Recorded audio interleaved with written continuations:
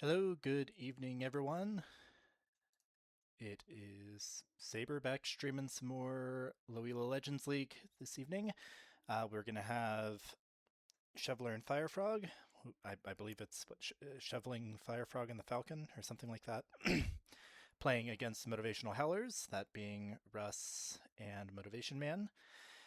Give me just one moment to get everything set up and good to go. Post this in Discord real quick.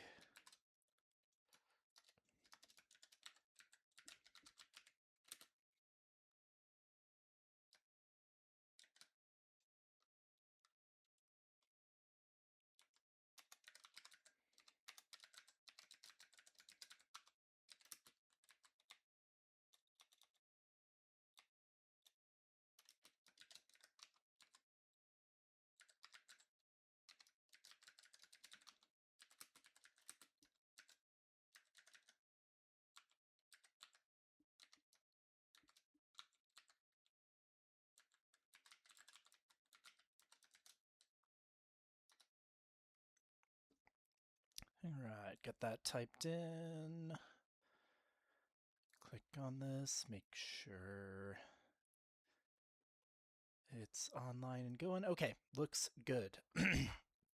Please excuse my voice. Was having some Sprite and some spicy Cajun fries, and the throat's a little clogged at the moment. Hopefully that'll clear up with time. That said, gonna take a quick look at the map draft here. So looks like our two bands. This is interesting. Looks like Shoveler's team actually banned Pilgrims, which is the opposite of what I thought would happen. Shoveler, of course, loves to do the strategy on Pilgrims where he builds his TC on his initial island and then Vil fights the opponents off of their initial islands in order to get like an early naval and villager lead at the cost of having to migrate later and it being more difficult to put down the second TC. Looks like Moto and Russ banned Mega Random. Then Shoveler and FireFrog picked Arena. Russ and Moto picked Step. And then the admin pick is Black Forest. So actually a lot more closed maps than we've seen in a lot of our recent drafts. With that said, let me see if I can find the Civ draft. Hoping that I can just pop into the important links here and see it come up under the recent drafts for this preset. That's how I found the map draft, but I'm guessing they're not quite done yet based on the fact that it's not showing up in this list. Want to give just absolute baseless guesses. I mean, based on the map draft there, some closed map civs are going to be in high demand for this draft. And I imagine a fair few of those will get banned as well.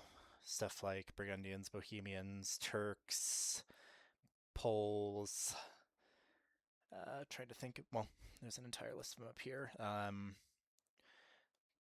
Koreans, pretty decent at closed maps. Way are pretty decent if you know how to play them right.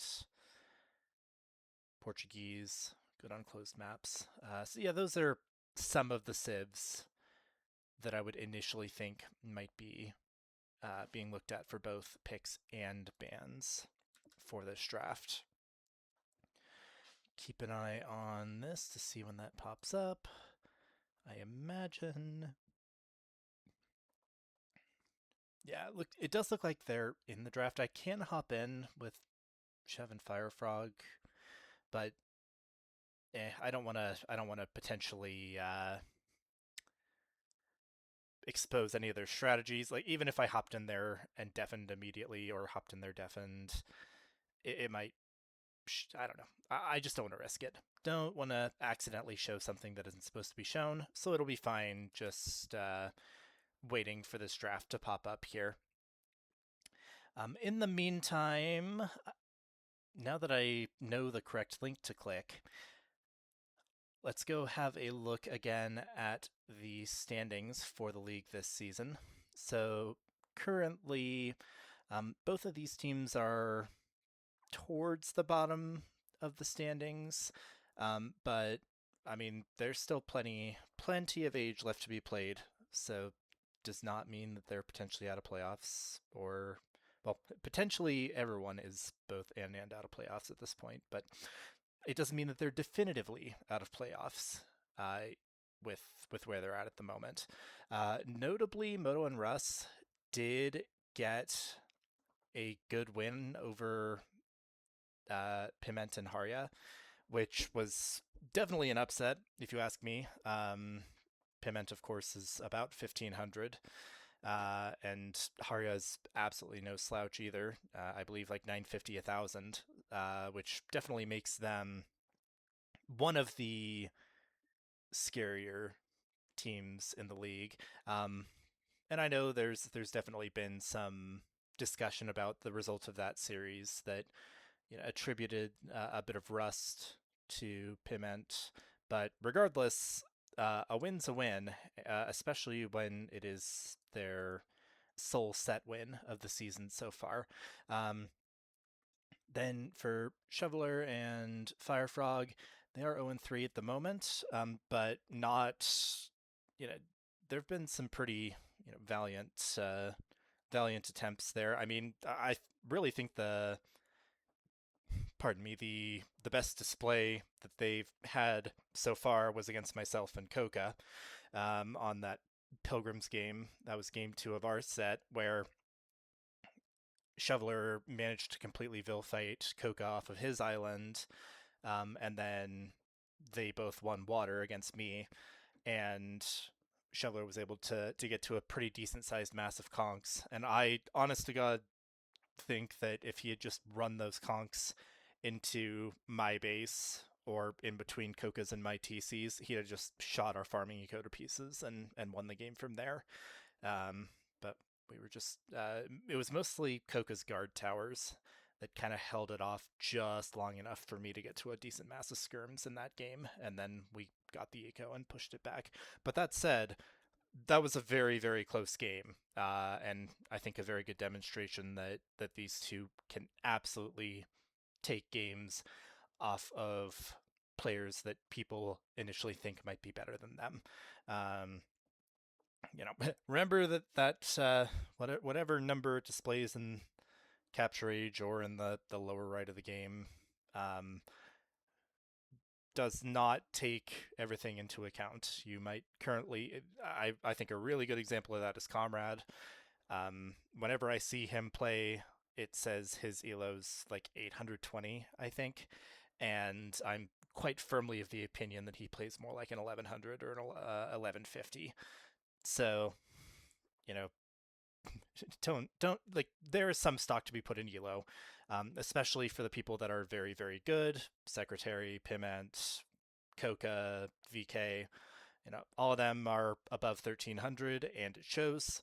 But especially when you get down into the 900 to 1100, 1150 range, there's such a mix of skill sets and things that people are good at versus not super good at, that anybody can win any game. Take one more glance here, and yes, we do have a Civ draft.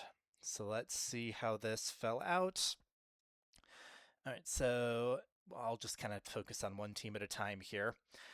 So for Shoveler and FireFrog, they first picked Spanish.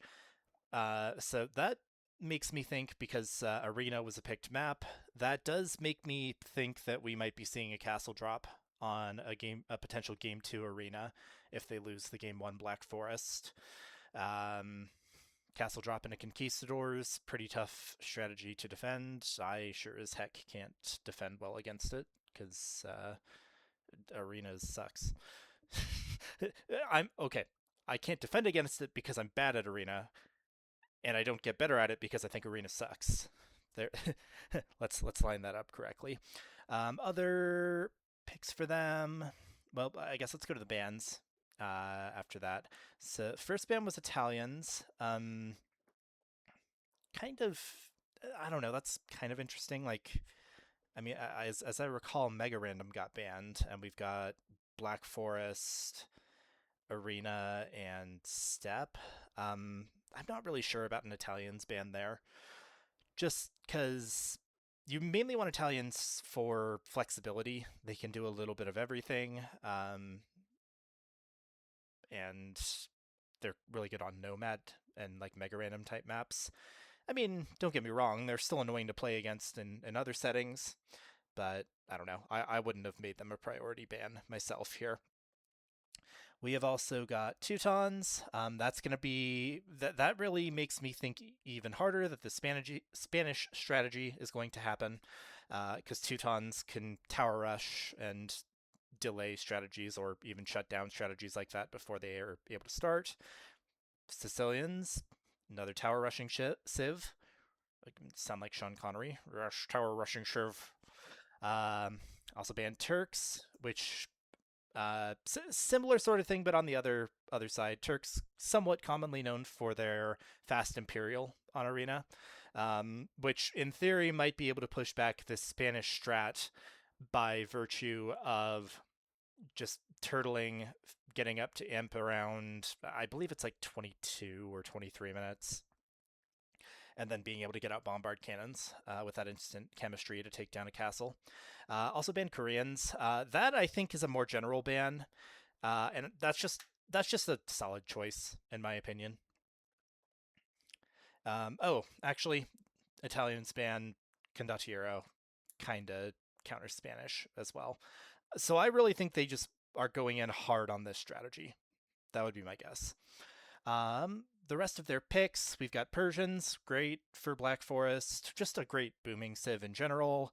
Can counter pretty much everything. Commanderan is great for cheap units that still output a fair bit of damage. And being only able to spend one resource to make something is always nifty. Um, Persians, of course, also get war elephants if they need something that's tanky frontline, if the opponent isn't using monks. And then, of course, you got Savar, uh, which are anti archer heavy cav, which means they kind of do it all unless it's fighting against a halberdier. So, yeah, pretty solid civ overall there. Mongols, good pick for step. Hunt bonus is good. Scout rush is good. Main thing there, like at a pro level, they have what's considered to be a pretty weak mid castle early imp, because that's when you're usually trying to transition into Mangudai. Mangudai need a ton of upgrades to become fully armed and operational.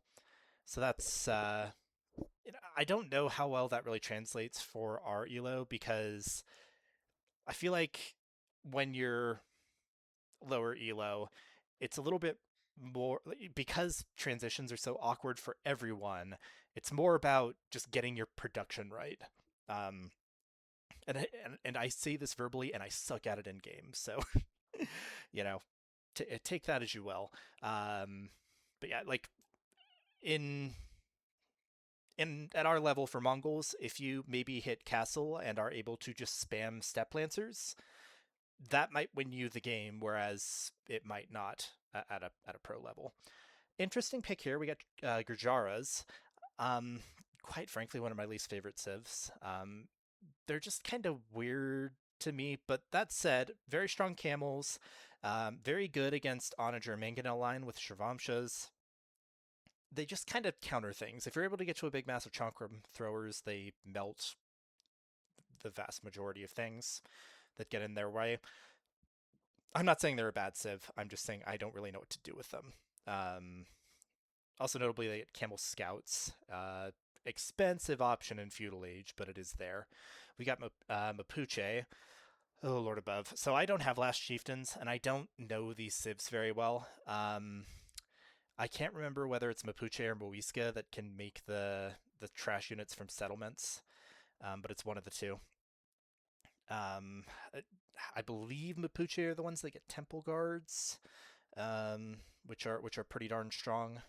But we're just gonna have to see if that comes up. We got Britons, the archetypical archer civ. Uh, that's about it. Long range, longbowmen, and then we got Berbers. I feel like we should see Berbers more. They're just a solid all around civ. Camel archers are very very strong. Um, they have the somewhat cheaper knights in early castle. Um, Casbah's kind of an interesting technology. Going over to Russ and Moto, uh, I'm just going to start with the bans this time instead of going back and forth. So they banned Burgundians. Yep, Boomy Civ, as expected. Banned Ethiopians.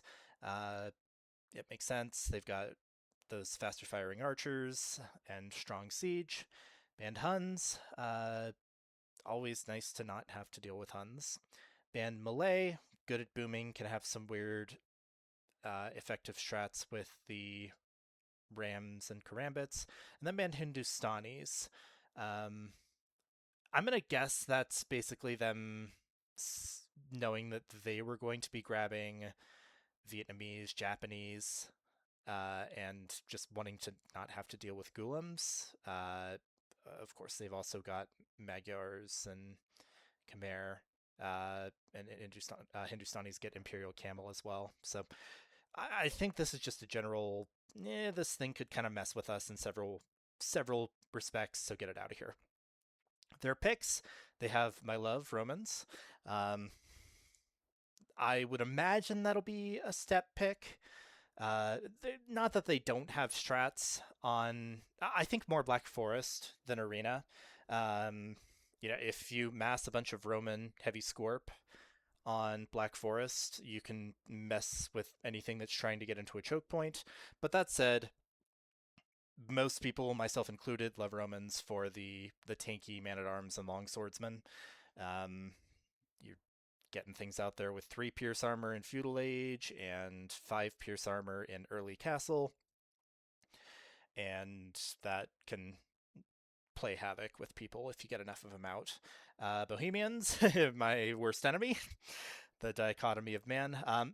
Bohemians are a very good closed map boomy civ. They're not fast. I think they're one of the civs that doesn't get husbandry, but their halbs are more effective. Their monks or their vills get monk techs. Houselight wagons are kind of the OG red phosphorus strat. They just it's really hard to kill them. And they're very good at doing the slow push to kill you. We've got Khmer. These two Bohemians Khmer, that might be a Black Forest strat. Khmer notably getting ballista elephants. Oh, there I am seeing notably again. But they get ballista elephants. You can cut trees in Castle Age. Coca and I did that against Lowdown Legends, Charles and Gary. It didn't work out for us, but it enables attacks in Black Forest earlier than you would otherwise expect. Because usually you need something like Onager to be able to do a tree cut. So you're just faced with your opponent's fortifications. And if they walled up enough, you're not busting through those in Castle Age. We've got Cumans. That's probably an arena civ, would be my guess. Main thing with them is get good eco. I imagine that'll go to Moto. Moto's very good at his eco. Get that double TC up in feudal, get a faster boom, and then they can go into paladins in late game. They do struggle if something can deal with their paladins in late game. I think Kipjacks fall off. They shoot a lot of arrows. They're decent against like rams, but they're pretty frail, and the missing bracer, they are just easier to counter because they have to go into other units' range to fire off their own attacks. Japanese, solid all around civ, a little bit weaker on the cav side, but kind of I believe they're called infantry and archer civ in the game, which is generally how you play them. Faster attacking infantry, which means they could be useful on step, but they've also got Cataparuto in the late game for faster packing and unpacking of trebs, and they've also got Yasuma for their towers. They got Samurai, which attack very quickly. They've got the Cav archers that do more damage against other archer units, notably not skirms, but everything else. You got Vietnamese, another kind of archer type civ. Rattans have very high pierce. They get Imperial Skirm. You don't want to play archers into Vietnamese. Yeah, they just do it better. Their archer line also gets extra HP. They also get the very tanky battle elephants. So just kind of a 1-2 punch. Paper money, also very good. And then last pick for Russ and Moto is Magyars. Just very good all around civ. They don't miss much in terms of their tech tree. No eco bonus, so a bit of a slower start, but they get the free forging, which you could argue is kind of sort of an eco bonus. You don't have to spend money or spend resources on your attack and defense upgrades, that sort of thing. But they can attack well with scouts. They get the very strong Cav archers in late game. Magyar Hazar are very good for something that can turn into a trash unit. They have very high attack, particularly in early castle. Just a solid civ all around, and I would say that's especially at this level. Yep. Had someone hop in for just a moment. That said, we're gonna hop on into the game itself now and try to hunt down this lobby.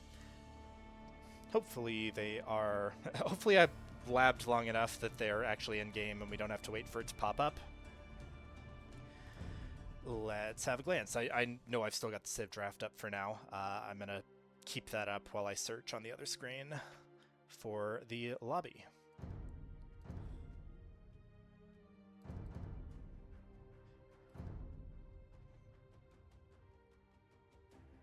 See a lot of auto matches. Don't think they're in there quite yet, because I just saw a notification that Shoveler just hopped onto Age. So I'm guessing we're gonna need to wait a little bit to see this lobby pop up. Got fun pauses happening there. Make sure. Okay, just checked the chat. Mapuche is the Cav Civ that gets the Kona and the Bolus Riders. Then, I wish I had more to say about them. I've seen some games featuring them on like T90 stream, Dave's stream, but I still don't really know how they put it together.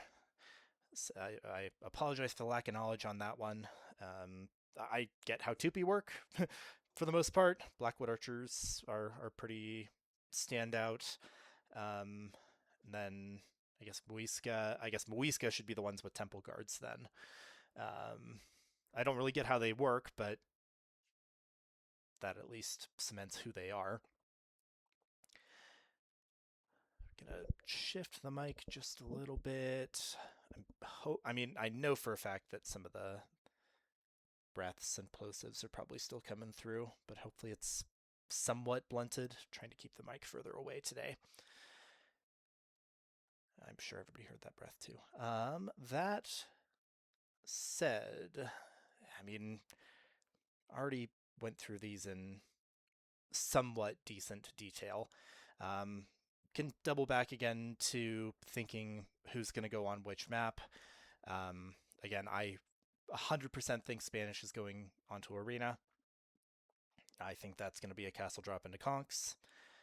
Persians, I would lean Black Forest, but they could go anywhere out of the 3 maps. Mongols is a step civ. Gurjaras. They could be a step civ or a Black Forest civ. I don't know about Arena. I'm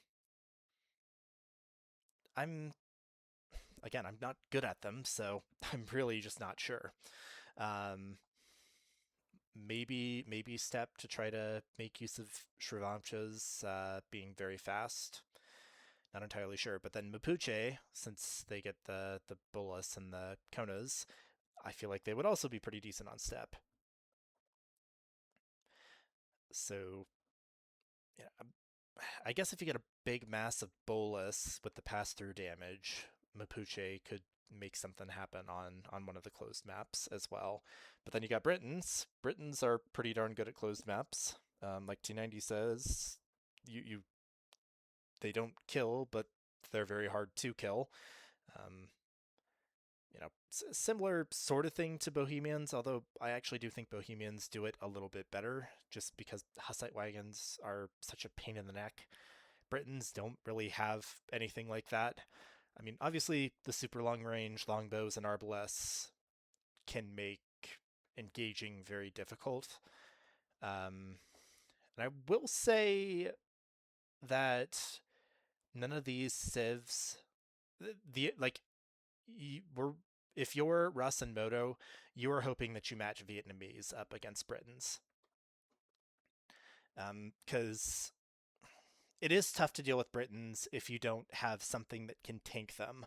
Um, whether that's Siege Ram or Imperial Skirm or Rattan Archer or Lithuanian Skirm, something that makes them have to work to output that range damage, or alternately that makes them swap into something that isn't ranged is a really good way to frustrate the Britons. Um, then Berbers could go pretty much anywhere. Camel archers are strong on closed maps. The fast knights are good on step. They get the faster villagers, which could, you know, maybe enable a double castle drop on arena. Um, that yeah, I would be very interested to see where Berbers comes out, or if it's even part of the game plan. Maybe they've got a game plan for, Spanish and Mapuche on arena, and Britons and Gurjaras on Black Forest, and Mongols and Persians on arena. But I don't know. Regardless, these out of these two, Berbers and Gurjaras, kind of wondering when when those are gonna come out. Still looking for this lobby. I don't see it yet. Make sure I'm not missing anything. I hope to goodness they didn't already play through it, but I doubt it.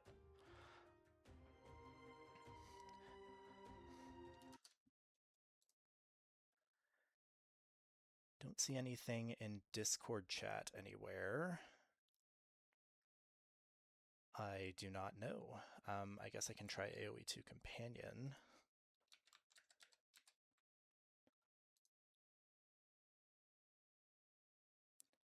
Have a glance here and see if I can find where they're at. We'll type in Shoveler because he's one of the easiest ones to actually find.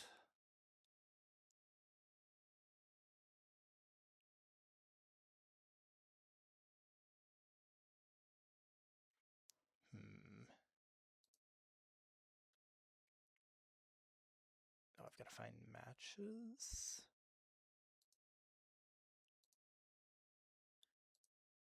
Still pretty...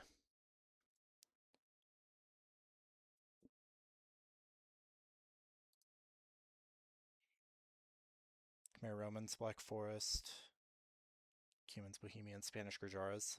That makes a lot of sense for arena.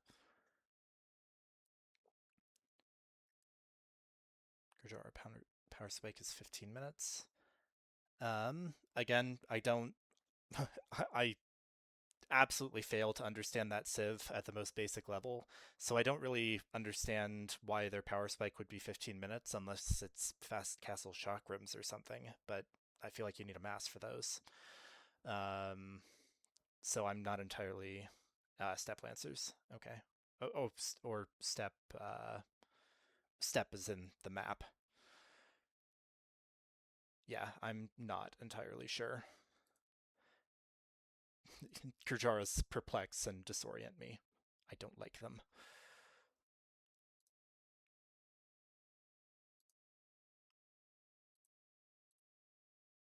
thought this was supposed to say whether or not he was in a match. Dupecaster. That's alright.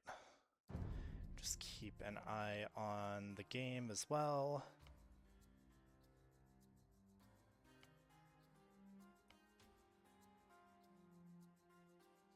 Still not seeing it yet.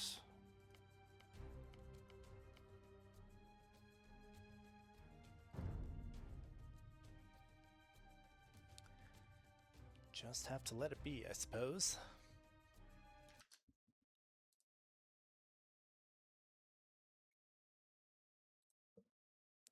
Yep, you got a little bit of split loyalties there.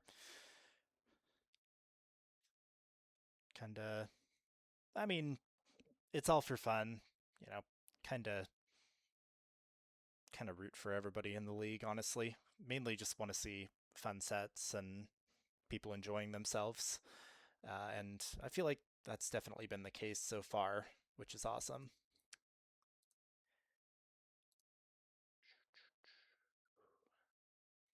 Leaderboard, Tech Tree, Competitive Explorer.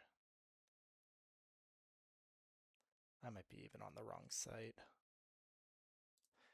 Regardless, it will show up when it shows up. Hopefully they remembered to enable spec.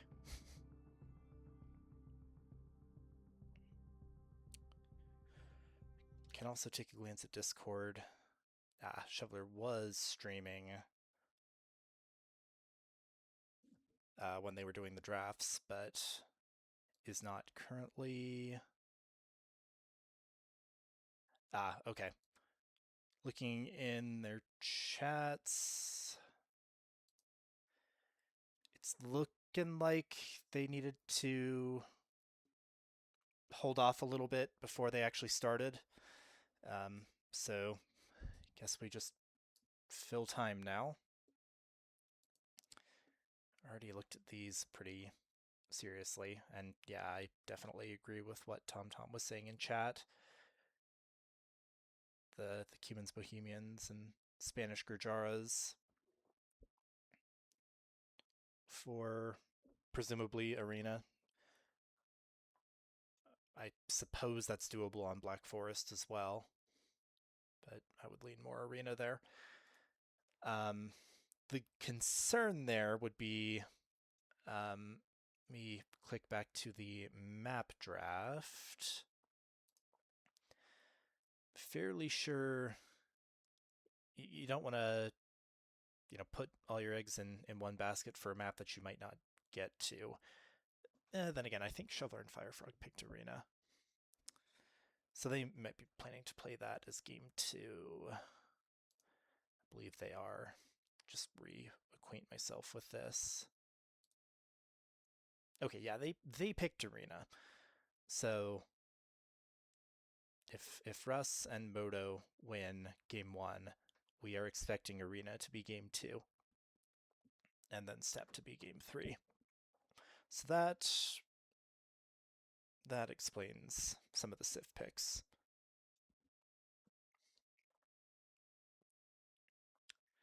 Alright, well, for now, we just let it be. I'll keep refreshing. Still don't see it.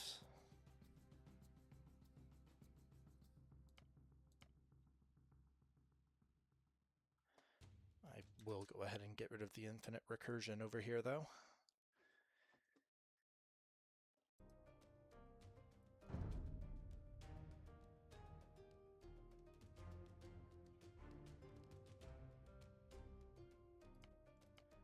Half tempted to just randomly watch one of these other games that's being played. But I'd probably better not do that.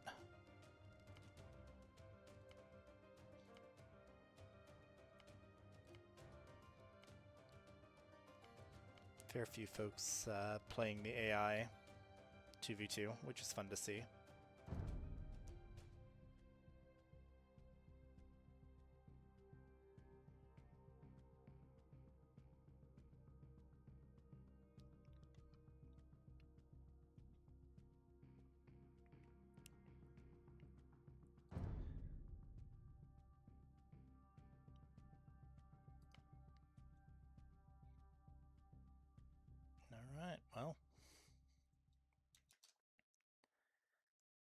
just hang out on the Civ Draft screen for a bit then. I suppose while there's time, I'm going to go and take a quick breather, which is silly because none of the games have started yet, but we'll call it that.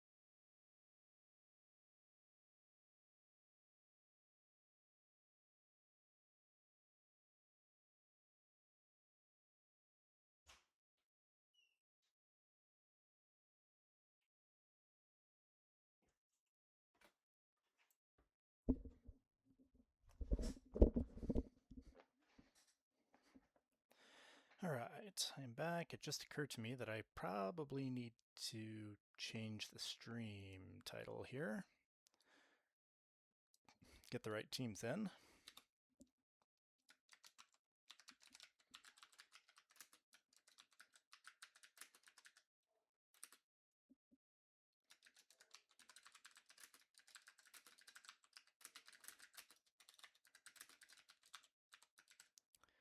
There we go. Updated. See if we got a game yet.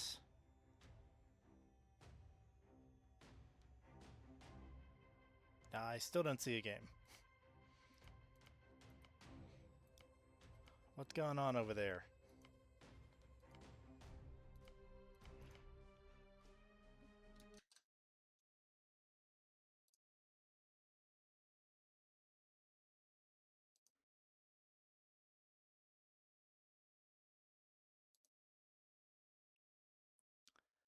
I am not sure what's going on here.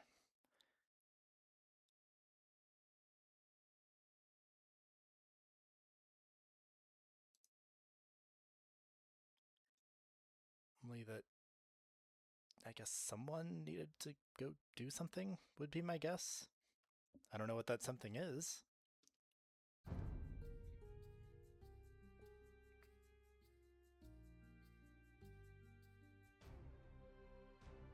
I'll be very sad if they are actually in game and it turns out that they forgot to allow spec. That would be rough.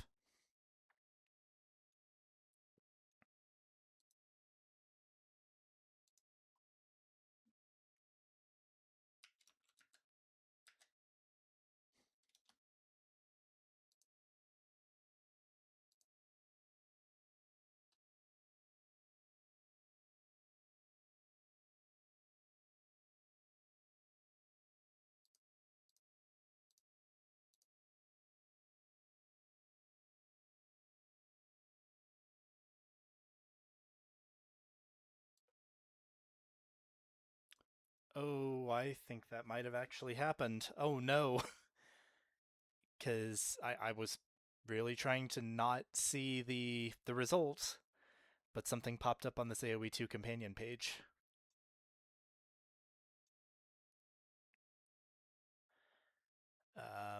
Again, did not see the result. I might have to cast from Rex afterward. That would be super unfortunate.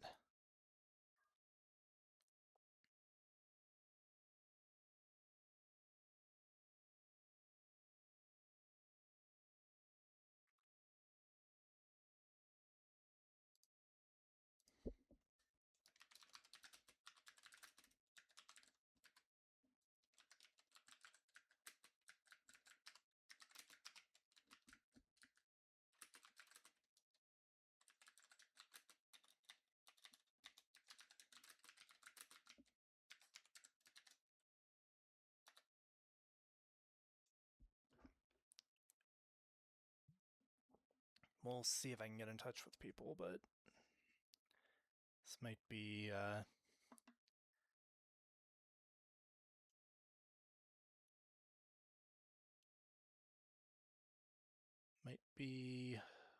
bit of a RIP.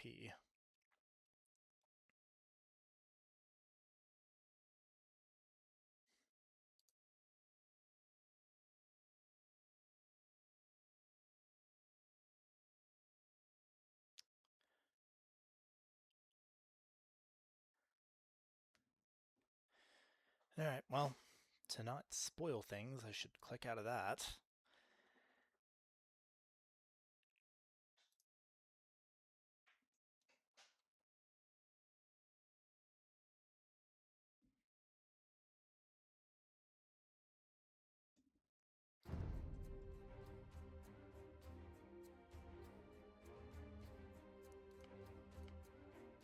Yeah, we still got nothing popping up in here, unless they had more people, unless they had like a bigger lobby. Maybe it was because I was searching full lobbies here. Maybe they... I don't know if I missed it.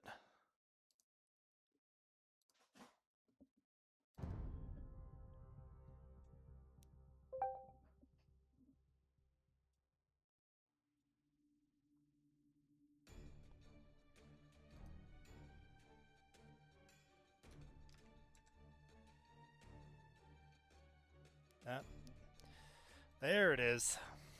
Goodness gracious. I don't know why that wasn't coming up. We'll have to, I guess, double back to game 1, because I'm fairly sure it's Black Forest. No, Black Forest is game 1. Okay. Alright.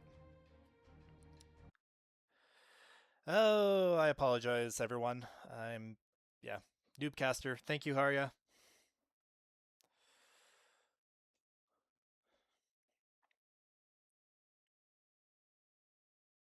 It's a shame I don't have any editing software to cut that.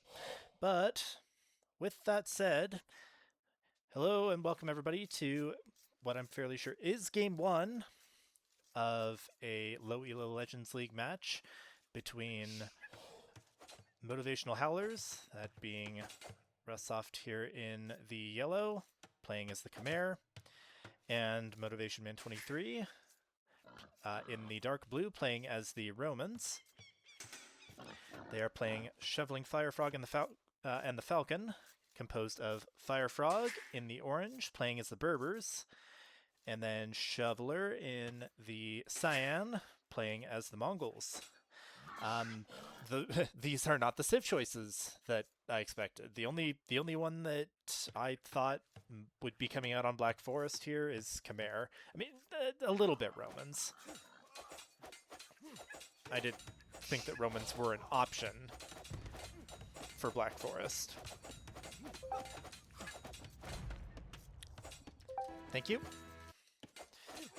Oh, we're throwing tonight. Switch capture. How about that?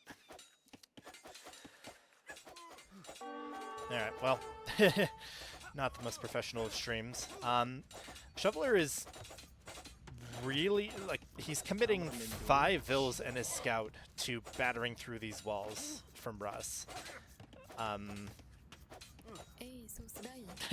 Black Forest starts. Pain in the neck. So, okay, you're through. Now what? Just gonna put up a wall of his own. Alright, fair enough. Meanwhile, over on Frog and Moto's side, things are pretty darn quiet. Looks like Moto just went ahead and let FireFrog put up walls. Potentially. He had some walls set down here. That I don't know if a fight happened or if anything was lost. We can check Eco KD. Okay, looks like FireFrog did get a Vil. So, alright. Pretty... You can basically just call that an early walling win from shoveling FireFrog and the Falcon.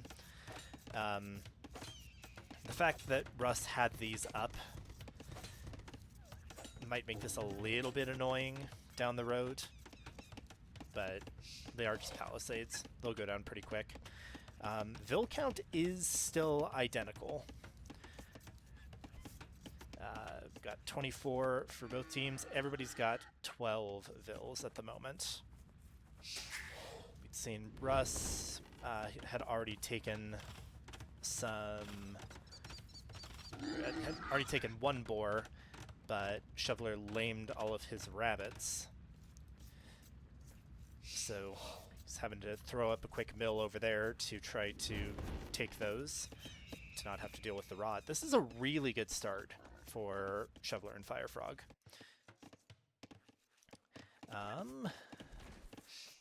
That said, Moto's pulling in his boar over here. Also, Moto must have been grinding, because last I saw he was like 1170, and now he's 1270.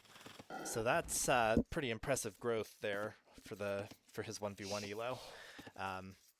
This is just, of course, what Capture Age is saying. This might be a little bit out of date, but regardless, means he was 1270 at one point, and may still be right now.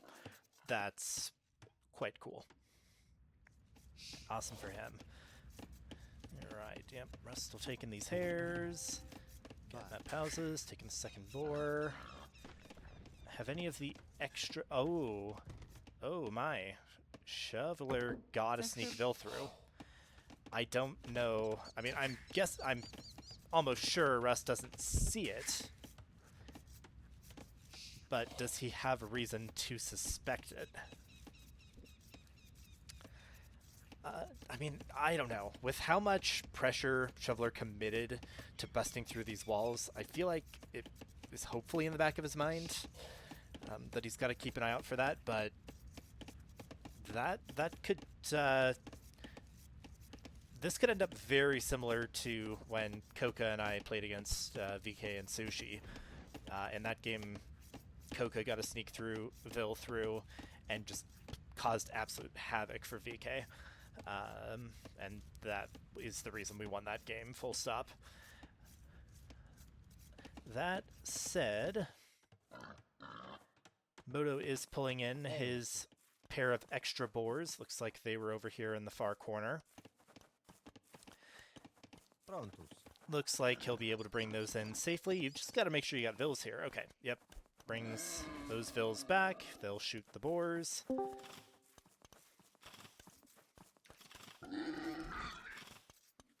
Hello.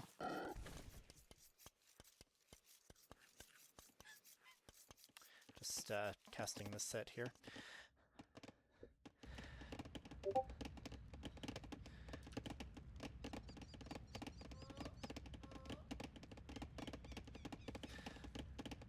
Right. With all that said, we do have both Russ and Moto up to feudal.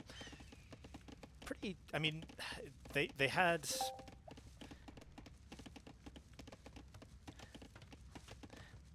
They had a lot of fighting that went on and a lot of distractions early. 19 Vils was pretty quick for that feudal for Russ, so I wonder if he's maybe planning on some feudal aggression here. Because that's going to make a fast castle difficult. By the way, Pimenta, I am streaming this on Twitch. There's a link in the stream and video announcements, or I can try to throw it in here in just a moment. Actually, I say I'll do that, but we do have Russ coming forward here. Battering through these palisades. Shoveler put up a couple houses to try to block that off. Alright, perfect. So yeah, we've got action here. Lower Vil count for Motivational Howlers overall. So I think that Shoveler and FireFrog are in a better spot to potentially fast castle if Russ and Moto aren't able to get some damage on him. With that said, Moto is towering. Is he going to do Man-at-Arms as well? Yes, he is. Little bit, I mean, okay. Not like I can say too much on this. Technically a little bit late to Man-at-Arms, but I mean, I don't know if FireFrog is going to make anything to contest this. But yeah, currently just getting Man-at-Arms for one unit.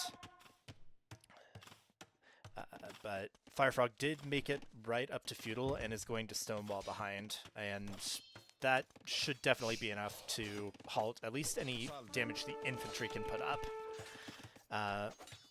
Moto can still get a tower down right next to the Stonewall that can kind of pick away at it over time. With that said, okay, Russ made scouts. So, and good damage there onto Shoveler. Got a barracks coming up.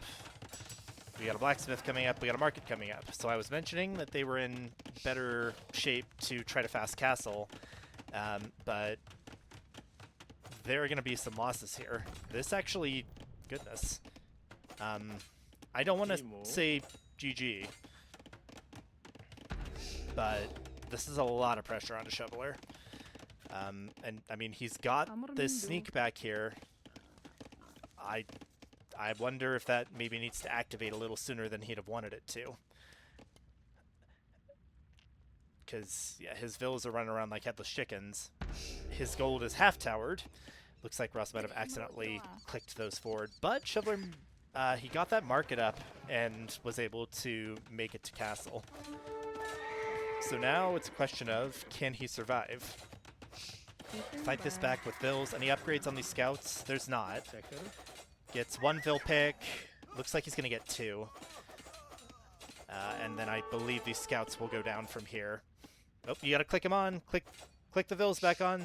Shoveler kill. Click the Vils back onto it. He's fighting back the towers. But, alright. Vils are idle at the moment, but did only lose two there. Still good damage from Russ. Looks like he is going to be able to take out this tower. Got some Vil fighting going underneath the base of it, but he's just got a better garrison. We'll be able to shoot this down. Shoots down that repair Vil. These two Vils. Shoveler's Vil has got the HP advantage there. So this is going to be an advantage shoveling FireFrog going into castle, in my opinion, just because they're getting there so much faster. Neither Russ nor Moto is clicked up yet. Plenty of Man-at-Arms made here for Moto, but plenty of Stonewalls put up for FireFrog. Like I mentioned earlier, you can put up a tower. Well, actually, no, you can't. FireFrog put up a tower of his own right here, and that will prevent any Vils coming forward to build a tower on these stone walls. And infantry, I mean, they can sit here and knock, but it'll take quite some time to get through these walls. Shoveler made it up to castle, sent one of his spears forward to harass.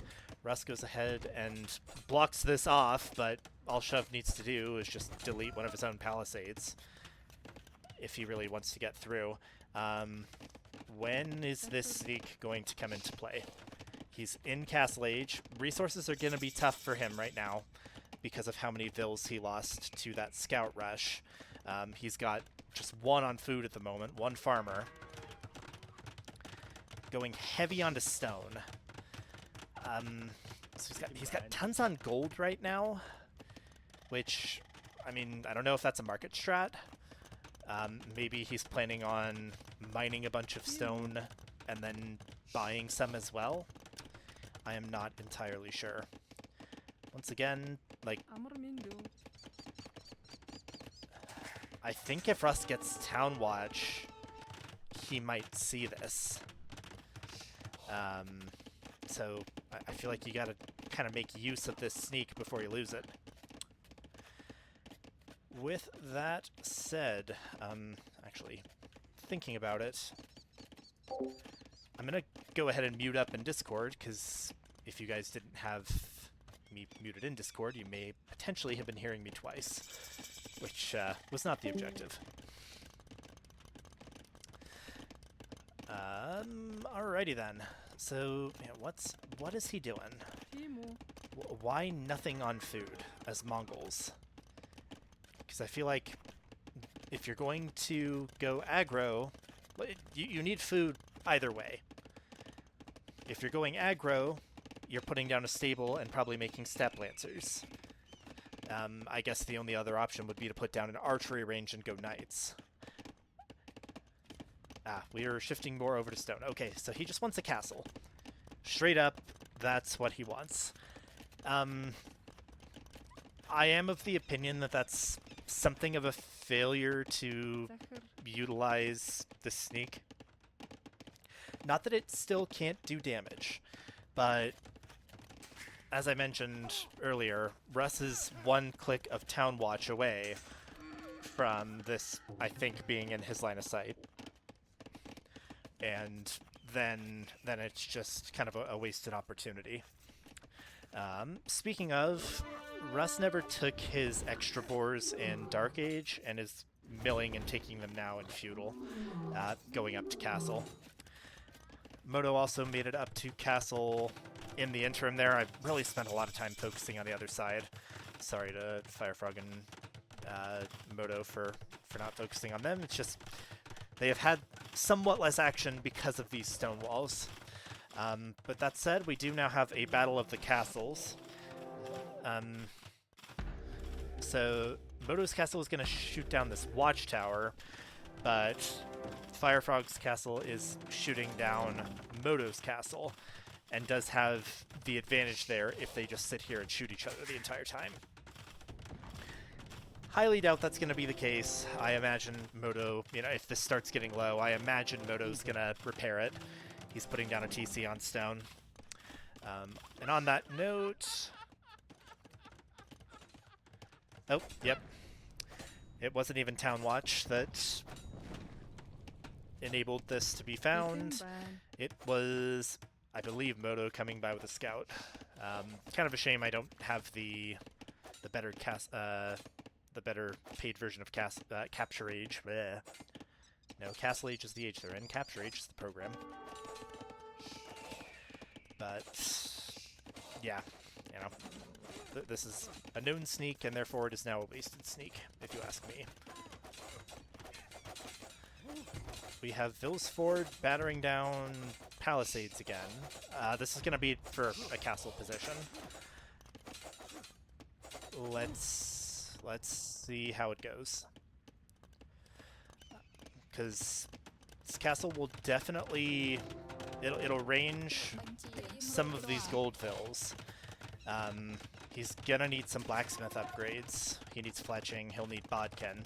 Once you get both of those, it completely ranges this gold, I believe. It's not gonna touch the stone, but we'll make Russ go to these back golds and might enable further pushing.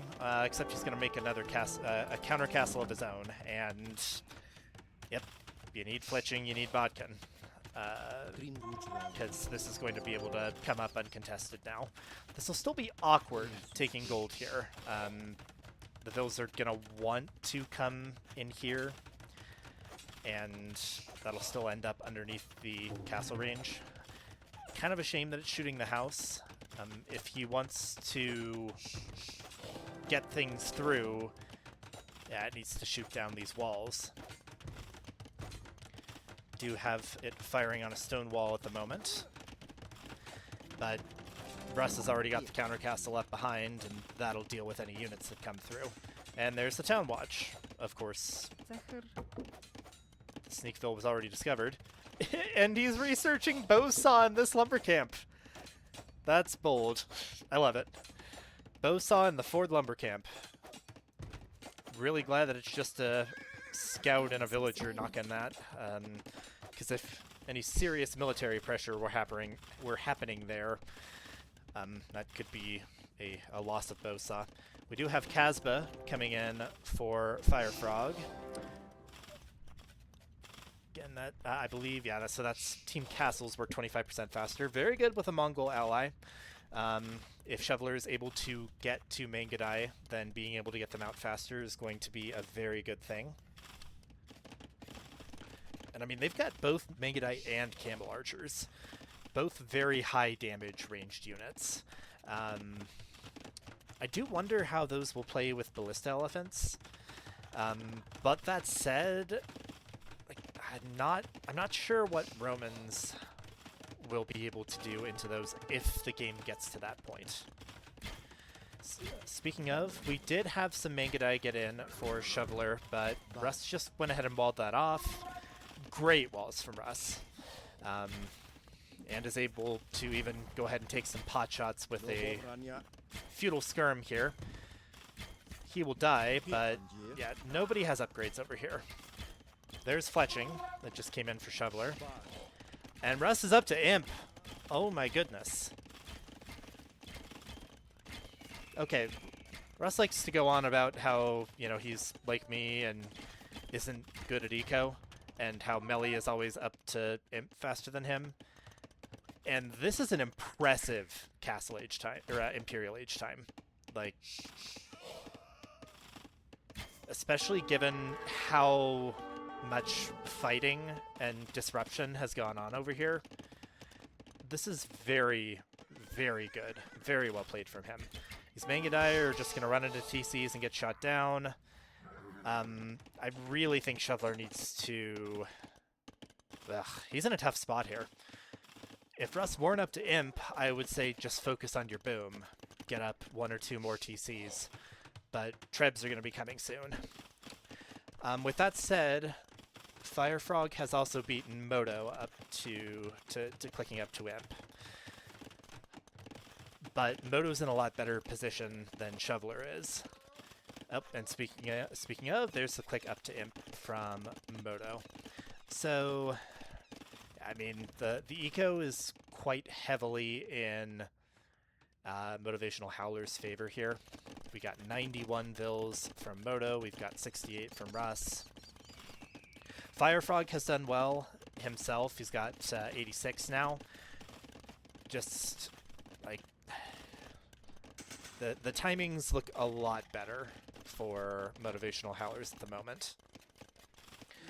The fact that Russ is going to be able to get Trebs out is going to make things very difficult for Shoveler. Now, he's almost got Imp resources himself, but even if he clicks immediately, which he still needs 20 food. Alright, there's Imp resources. Is he going to click it, or is that just happenstance?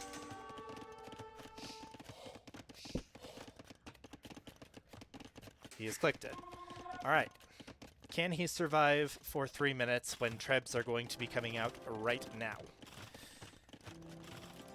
Still only has Fletching. Still no Bodkin. Meanwhile, Russ gets Fletching of his own. Russ is getting Conscription. Some decent upgrades coming in for FireFrog, though. We've got Chemistry coming in. We just had Ballistics come in. I imagine he'll be making Camel Archers. They are pretty heavily the best. Maybe not. We got a lot of stables coming up. So might be thinking of just going Cavalier. Again, they are cheaper with the Berbers, but they're also a worse unit into the Romans. Romans, of course, get tankier swordsman line. I guess maybe FireFrog is expecting Scorpion, and maybe that's why he's thinking that he needs to go into melee cav instead of cav archer, or it could also just be not wanting to have to produce a castle unit. That said, do have the first treb out and the second one to follow. First one didn't start attacking until a bit late, but we will see if Moto's able to repair this. Okay, so he's come on over here to try to help out Shoveler, who is 20 seconds away from Imp at the moment. The castle has gone down, but Russ doesn't have much of an army to follow up.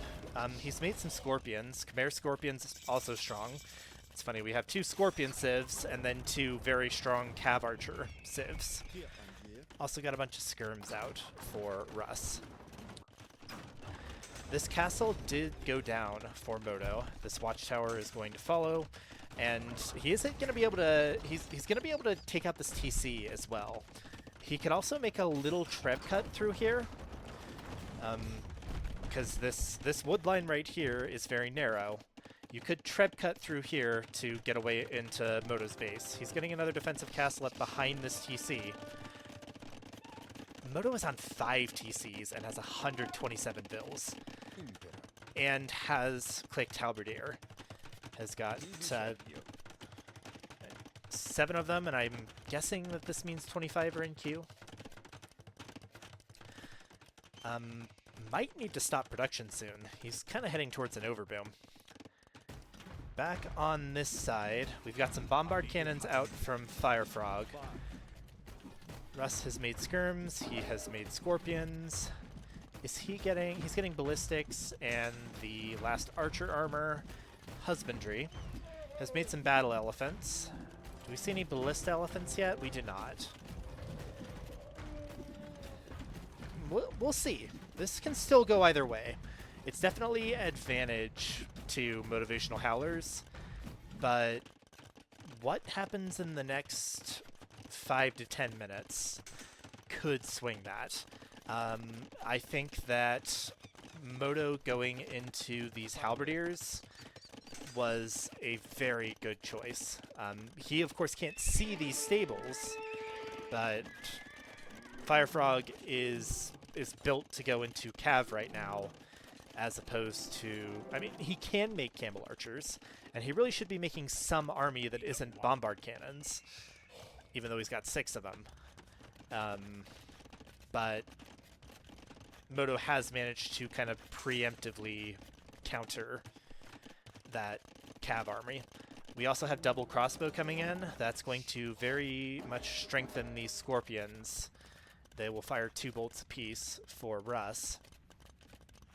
We've also got Bracer, we've got Chemistry, we've got Cavalier. So a little bit of everything from Russ. We've got Legionary coming in, but we've also got Scale Barding armor. Chemistry for Moto. Shoveler's getting Wheelbarrow. I've seen far worse times to get Wheelbarrow. We've got Caravan coming in for FireFrog. We've got Fortified Wall. We've got Heavy Camel. Okay, so he's going to go Camels. Camels are not the play into Romans. They can be the play into Khmer, but they're not the play into Romans. So this does kind of make me think that FireFrog plans to try to focus on Russ, but Moto's already knocking on his door, and Moto made Halbs. So, you know, his choice has been hard countered before he's even gotten the unit onto the field. That said, these bombard cannons are going to take out this Treb. They are going to be able to take out the second one as well, and there's even a third one coming forward. Moto sent some food to Russ. I imagine... I know he clicked Cavalier. I imagine those might be coming. Just a bunch of skirms. It's just eco at the moment. And it's good eco, don't get me wrong. Like I mentioned, Moto got up to 5 TCs, which I'm lucky if I remember to get to 4. One just went down, but... And these bombard cannons are effective at the moment. but they also can't get any further right now. And as long as Moto is careful with his trebs, he shouldn't take much more damage from this. FireFrog still hasn't really made army. He's making Hussar. What's going to be the gold unit? This is, you know, don't get me wrong, trash units are great, but actually 3 out of our 4 players are making trash units to some extent. We've got Hussar from Russ as well, but, you know, we've already got trade coming in for FireFrog.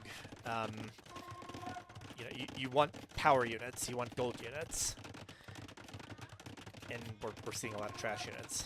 We're also seeing Siege Ram. That is going to make very quick work of these walls once that comes in.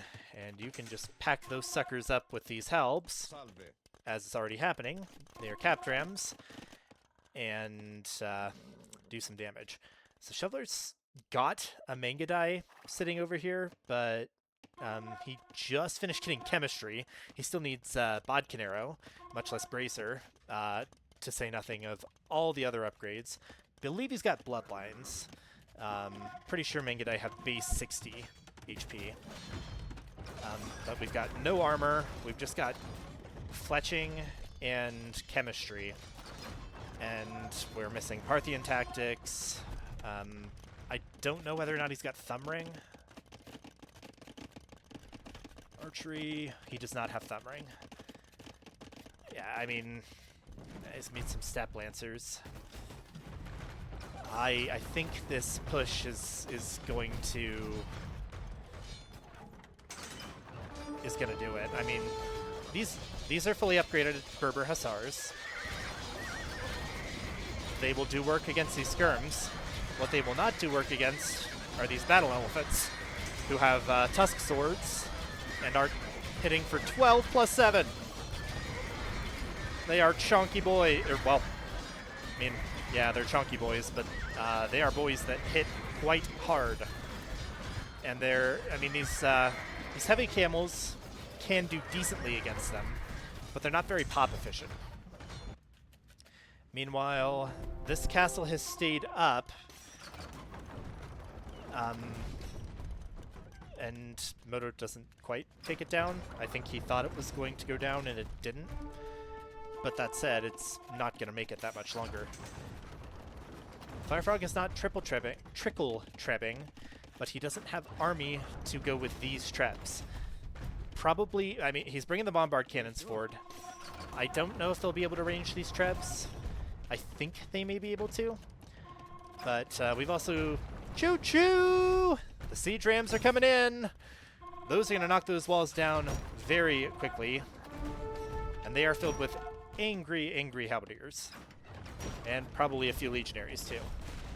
Actually, I think all the legionaries are here. Moto also made centurions, which will enable these legionaries to attack faster. They're a unit with an aura. Russ is through with some of these hussars.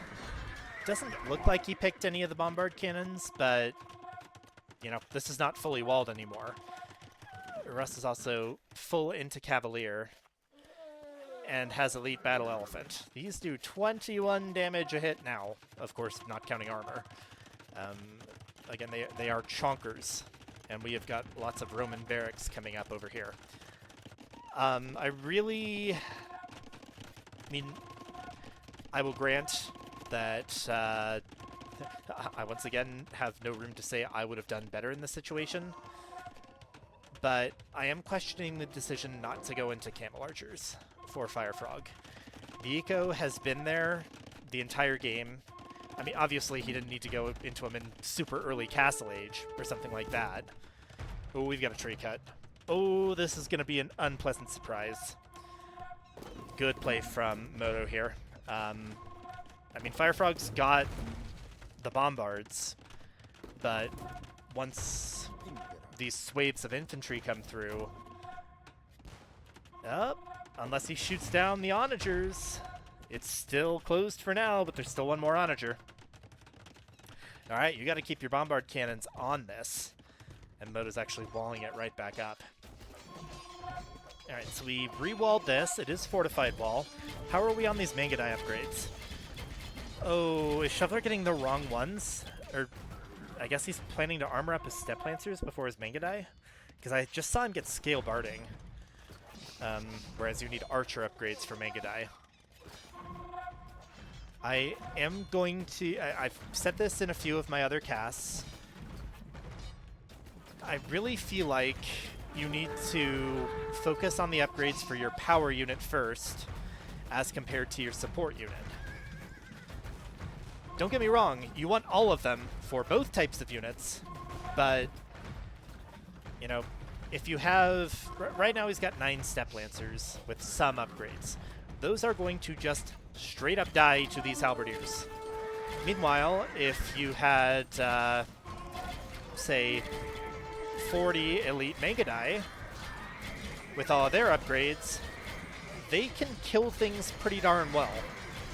He might just be struggling for the resources, though. I mean, he's got tons of wood and gold. But yeah, these are, you know, basically Castle Age Mangadai with Imp upgrades. We don't have Elite Mangadai clicked. That's probably worth using the market for. And these Step Lancers are not going to do it into this comp. I mean, even the Skirms can do pretty decent damage to them. If it's feasible for you, I really can't stress enough how much you should level your power unit, whatever's going to be the backbone of your army. Because right now, these Skirms are going to feast. These Mangadai are going to take so much damage from these Skirms once they target them. Now, the Bombard Cannons are just attacking ground right now, which is unfortunate. Good clear with the Hussars here. But yeah, I mean, Moto has made it through. The Siege Rams did their thing. So now FireFrog is having to focus on his side. And good call on hand cannons. Hand cannons are a hard counter to Romans.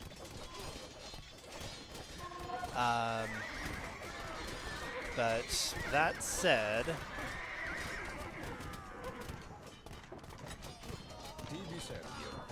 I mean, oh, he got committed tenses at some point too. These legionaries have charge attacks. Again, hand cannons are a pretty hard counter to Roman infantry, but can they hold on both sides? Eco numbers even now. Elite Mangadai is coming in. We've got decent trade numbers. FireFrog could do with selling off some wood, but I mean, he's holding it. The hand cannon switch was perfect. I mean, yeah, the hand cannon can hold off the infantry on their own, but we do have Moto probably looking to go into some more onagers, would be my guess. Extremely good play from FireFrog to go into hand cannoneers here. We do have constant Hussar raids coming in from Russ into Shoveler's economy. I don't know if they're actually getting damage, but they're at least being a distraction for these Mangadai, which still aren't really massed. 17 on the field, and 25 in queue. So, I mean, I don't know, Russ and Moto might need to act fast here, because even these are really doing work against anything that gets to them.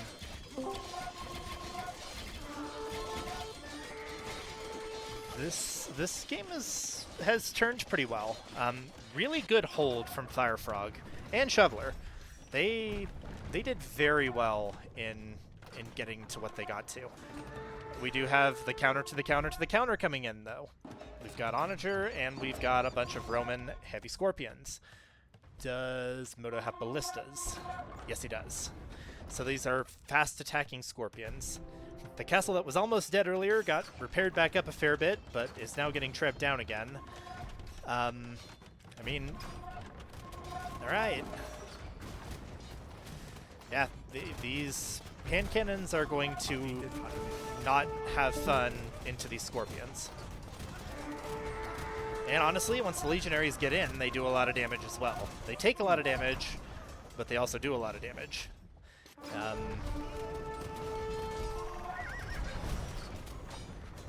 I know for a fact I would be struggling mightily here. Onagers coming over. Some more helps mixed in. I think these onagers are going to go down, though. But pretty significant losses for the hand cannons there. I think the question is going to be production here. No, watch your trebs! The trebs! No! The trebs! Don't get me wrong. I would do the exact same thing and feel like, oh my god, I've got to get these productions buildings down. But when you bring trebs into an kind of unsecured area, it's just asking to lose a lot of expensive units. This has actually gone okay for FireFrog, though. On Shoveler's side, we have a massive 37 Mangudai in the back of the base, but Russ has really started clearing the front of it. And Moto's got some halbs over here in support as well. He's actually made his own scorpions. Shoveler has the weakest economy out of everybody. Can make heavy scorpion. Has Vils frantically trying to get up a castle. Has made some camels. Is getting iron casting for said camels. This is now 44 Mangudai. 44 Mangudai kill things. They kill things quite quickly. It doesn't really matter what the thing is. But also, you can't sit there. Ooh, don't throw them away. Don't throw them away. They're taking so many skirm hits and they don't have full armor. Ooh. I think that's a game-losing play right there. You got the upgrades on the power unit, but then, you know, and don't get me wrong, killing the trebs was great, but, I mean, yeah, just not a good thing to have lost a stack of 44 Mangudai into skirms, basically. Skirms and scorpions did the damage to those. These capped rams are doing very well for Russ here. Don't think Khmer gets siege ram, but yeah, I mean, and camels are not going to do quite as well into those some other units. He is already back up to 20 Mangudai, but are they going to be able to hold this castle? Are they going to be able to stop this push? He is distracted. FireFrog has also been pushed back over here. Moto has gotten up to 21 Roman heavy scorpions. Even with Hussar, honestly, even with Cavalier, those things, even Cav is going to melt trying to kill these. I think the play here, if he can even do it, would need to be more onagers. Even that's kind of tough. Hand cannons are going to die. Hussars are going to die. Yeah, the skirms are here for the Mangudai. There is no Mangudai. At this point, I believe this is GG. This was a good game. I thought Shoveler and FireFrog were dead a lot sooner, but they actually were able to push back a little bit. FireFrog got some really good damage on this side. And yeah, was overall a very good game. I've got to call some attention back to that sneak that got found. I know that Shoveler's eco was very weak when he hit castle because of those raids from Russ.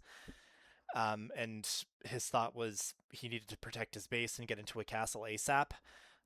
But I think that if he had maybe put down a stable He had a fair bit of gold at that point. If he had either transitioned vills into farms off of gold, or just straight up bought food from the market and gotten out like 3 knights.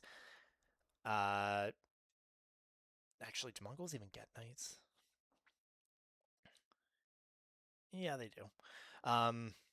If he'd made 3 knights or potentially, 3 or 4 step lancers, he might have been able to do a lot of damage to Russ if he'd microed that correctly before Russ was able to make it up to castle, because that was delayed pretty significantly. We'll hit the statistics here. Gonna have to hop over to the actual age, but checking the statistics, we checked the timings here. He was up 5 minutes faster than Russ. So yeah, I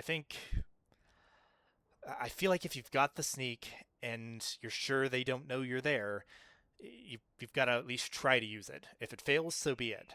But that also had the potential to, you know, to kind of halt that, halt what ended up being Russ's strength before it actually happened. With that said, let's go see if we can find game 2.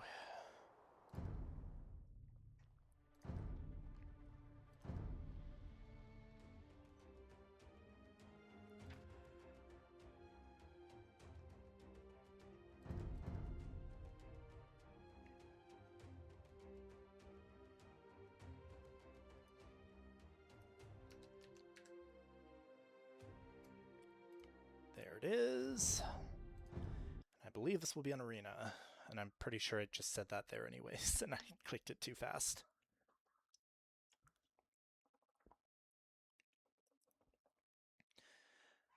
Alright, I hate how this starts so fast.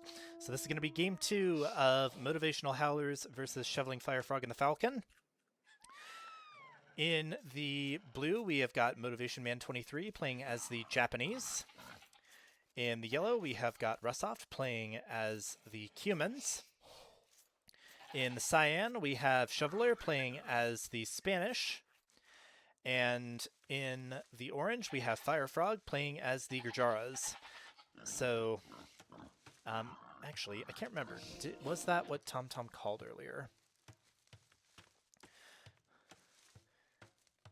He said Cumans Bohemians. I'm kind of surprised that that was Japanese instead of Bohemians there for Moto. Bohemians is straight up a better civ there. I do wonder if that's maybe intended to be a counter pick. I imagine that they are aware that Shoveler is probably going to castle drop. So maybe the thought is to get out some infantry as Japanese to be able to, either some like early Castle Age infantry to try to stop the castle drop before it happens, or potentially like a mid-castle infantry ram push to take down that castle. Might be the thought for Japanese. Cuman's pretty straightforward. Russ just wants to feudal boom. He's likely to be the target of this castle drop, given that Shoveler ended up on his side. And unfortunately, I've got to repeat from earlier, I do not understand what Gurjaras do. I imagine that a mass of chakrams would be a very potent thing to do in late game. And I mean, Shrivamshas are nifty into mangonels and smaller groups of archers. I do not understand how you make Gurjaras work as a civ. It seems like they're kind of all counter, and they don't have the punchy things to go along with it. That's how I feel. I'm definitely wrong, because other people can play them quite effectively, but yeah, I don't know. Like, they have really good camels, but what does it matter if your opponent makes halberdier? Is kind of, Shravamshas are really cool, but they also died a halberdier. Chakrams kill halberdier, but, etc. Well, okay, a big enough mass of chakrams kills everything. I just don't know how you get to it. With that said, looks like very good from Shoveler so far. He is the only one without any idle TC time. Everybody else has got between 15 and 25 seconds. So he's up 1 Vil faster. You know, he gets a Vil fastest out of everyone. Oh no, 1 second. The dream is dead. But I mean, everything since I've seen the map and Civ draft has pointed to Shoveler knowing exactly what he wants to do with Spanish. And this just suggests that he's practiced this build order and that it'll be a tight and well executed build order. Hopefully I'm not, you know, inadvertent, you know, he can't hear me right now, but I'm hoping I don't jinx him. This did end up being a hare chicken, you know, generation of arena. It does make the start a little bit more awkward. You've got to spend more wood or travel far to take the hares, as opposed to being able to push the deer in. It's not... Alright, and Shoveler's clicked up to Feudal Age. So, alright. Is he gonna... This is a 21 up. 21 pop up. I mean, I said I trusted that his build order would be tight enough for this. So I'm not going to start doubting now. The the mining camp is coming out. Enough sheep are left. Hares are being taken. There's actually still another goat back here. I think his Vils will pick that up just by virtue of chasing down the other hares, hopefully. That's actually, he's got a little bit less food than he should be working with now. Moto was actually up a little bit faster to Feudal. He clicked up at 20 pop. So that makes me wonder, once again, you know, I mentioned earlier he might be using the Japanese as a counter pick. Is he going to be putting out some infantry? I'm going to check some lines of sight real quick. Alright, so Shoveler knows where Russ is. This, you know, I can only say I expect this to be a castle drop so many times in so many different ways. That's where we're at right now. As for Moto and Russ, yeah, they know where both of their opponents are. Pretty well scouted. We have, okay, so yeah, we don't have a barracks coming up yet. Is this just a really tight, I guess it's 20 plus 4 instead of, you know, 22 plus 2 or 23 plus 2? Shoveler sold his stone? No, you sold your stone, but you need your stone to make a castle, bud. What's... missing that goat. Missing that goat is the difference. But he's up. Now, is he going to be able to mine that stone back fast enough to actually get the castle down in a timely manner? FireFrog is also up. They have both clicked up on 23 Vils. Moto's currently at 24, about to be 25. Russ did not place the Feudal Cumin TC. And he is kind of doing the arena-type walls where you put your buildings forward. He will be able to wall this off. Yeah, he's getting his blacksmith. Now that's a bit of a miss. If he wanted to be up faster, he needed that sooner, but it also didn't seem like he had the food. He's still struggling for the food. He might need to consider selling his stone. So yeah, I actually, I flip-flopped there a little bit. I did not like the decision to sell the stone for Shoveler, but it looks like it is going to work out. He is about at 600 right now. He's got 13 sitting on stone. Full commit there. Does he have loom? He does not. Got to... FireFrog sent over a Vil. I don't know what that Vil is doing. Okay, so I will say He's got the stone for the castle. Oh, it's a defensive castle. I don't like that. I mean, obviously he doesn't know that Moto and Russ aren't really prepared. I mean, Moto's pretty heavy on stone himself. But if he had sent those forward onto Russ's face, he could have really caused some pretty decent damage.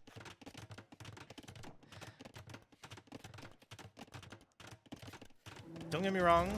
Oh, okay. All right. So it's still a play. Looks like they're still going to try to plan to break down the walls, but it's going to be with armored elephants and Kongs, which can still work, but you don't have the presence of the castle there. Because, I mean, castles are hard to take down in Castle Age.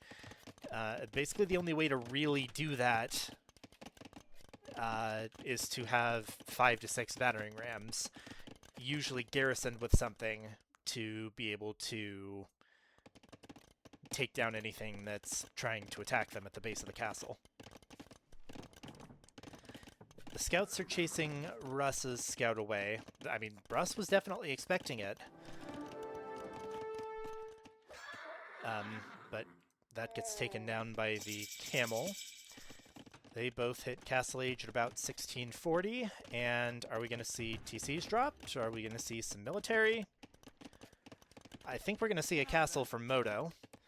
Defensive castle. We'll see what happens there. Yep.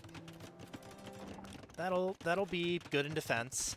I will say this doesn't really... It doesn't defend all the entry points into his walls. There's no real way for Shoveler and FireFrog to know this, but if they happen to hit from over here, they could go straight through the market and cause Moto some real problems. With that said, the Kongs are out, and where are the elephants? They're slow. They're so slow. Russ is gonna get this castle up in time. Yeah, these Kongs can't shoot that. However, there are 5 armored elephants. Are there more coming? No. There are 5 armored elephants. I just got done with saying that you needed 5 rams. Or it looks like Shoveler and FireFrog might just be wanting to avoid this entirely. Now, this does defend this gold. Well, it kind of defends this gold. The mining camp is on the wrong side for this gold to actually be adequately defended by this castle. They can run underneath. They can garrison. The units are through. Can Shoveler and FireFrog avoid losing their units to this castle? We got Kipjack in defense. That's going to die very quickly. Kipjack's... Oh, what? Yep. Good job, Shoveler. Okay. This is a good attack. I mean, yeah, they're marching on the TC, and it's only minute 20. Mangonel is a good call here. Shoveler needs to shoot that down, and he needs to be careful. Good shot. Okay, this is going to be a dead TC. This is going to be a dead Russ. Man, I just spent all this time kind of ragging on him, thinking, well, why didn't you drop the castle forward? It's because he wanted elephants to go with his castle, with his Kongs. And yeah, this has worked out perfectly. Got another Mangonel in there. Moto has gotten out some Samurai. Samurai do bonus damage to Kongs if they attack them, but even though Samurai are pretty fast units, they still take lots of damage and are outsped by Conquistadors. We've got a line of Samurai coming over from Moto. Do we have any upgrades? Looks like just scale mail. I mean, it doesn't matter much against Conquistadors. They are scouting the back of Russ's base, and there is nothing there. This is the entirety of Russ's base at the moment. Yeah, just... Okay, Arena sucks. I hate Arena. because things like this can just happen, and like I don't know what you're supposed to do as Russ to be able to defend against this.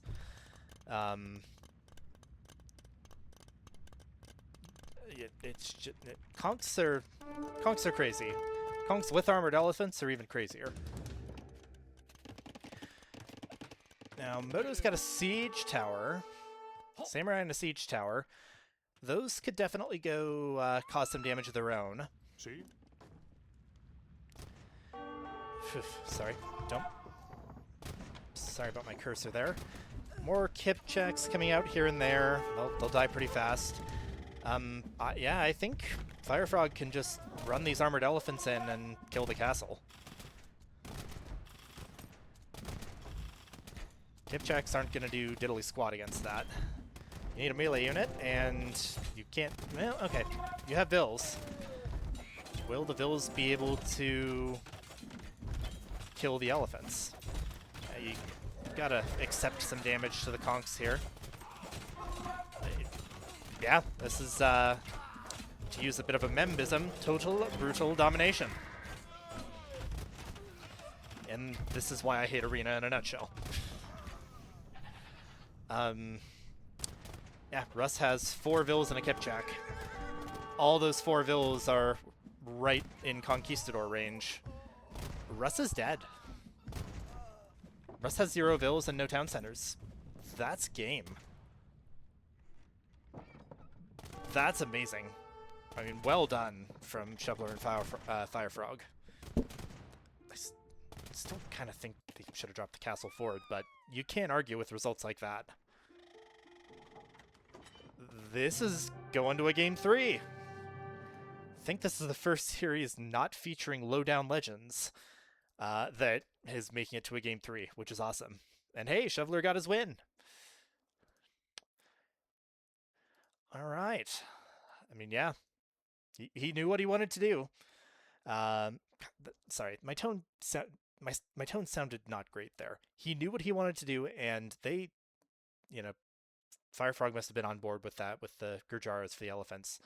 They executed that very well. Again, I said it before. I don't know what you're supposed to do when that happens to you. 20 minutes and you've got 5 armored elephants and 9 conquistadors knocking on your door. Like, how do you hold that? I have no idea. So that was game 2. We will be going to a game 3. Let's go see if that is in the oh my lord. See if it's in the spec display now. 14-minute castle age is pretty impressive. I look back and I wonder why I questioned all these decisions. Selling the stone was probably part of the plan there from the beginning, because he just overloaded Vills onto stone afterward. I think that build order usually has 10 on stone, and he just put 13, and it got him the resources to make the castle right after he hit castle age. All right. Let's try to find game 3.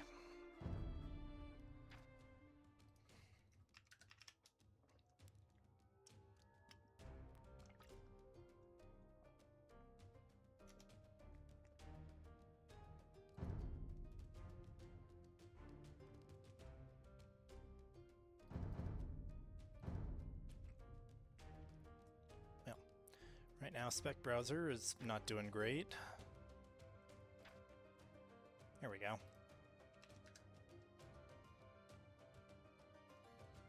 Don't see it. Is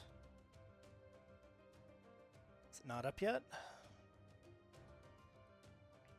I don't know how far behind them I was.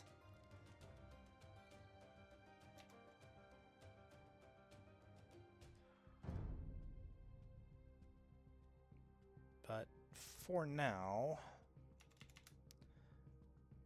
I am not quite seeing this game.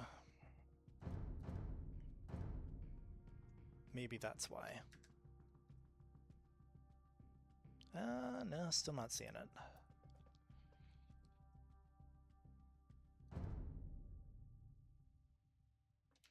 Let's look at Discord and see if I missed anything.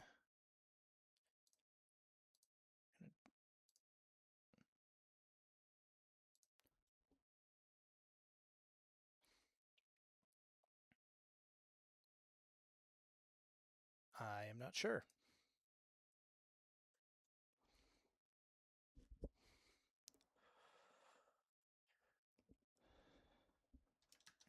Right, well, keep refreshing.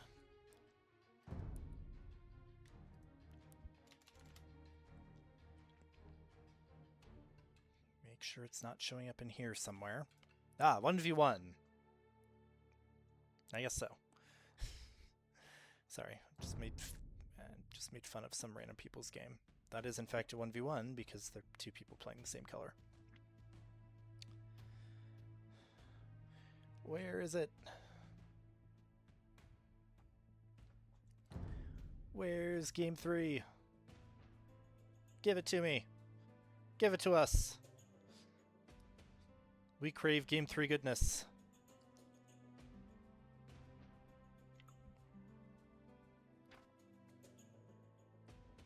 Is it in the lobby browser?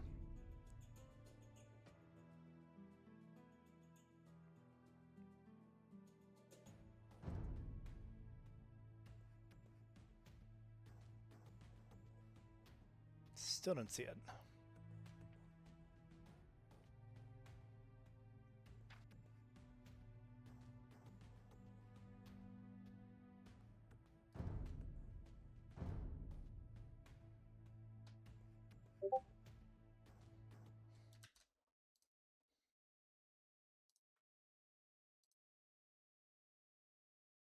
Okay, cool. Thank you, Russ. Glad to... I'm just glad to know that I wasn't missing it. That would have been... I mean, because when you guys happen to watch this back, it's pretty ugly. The start of game 1, Haria had to help me find the game. My search parameters were bad. I had the wrong capture up. It wasn't fun. So thank you for making the first game super interesting, because hopefully people will forget how rough my start was by the end of it. But figure they'll be getting into that fairly soon.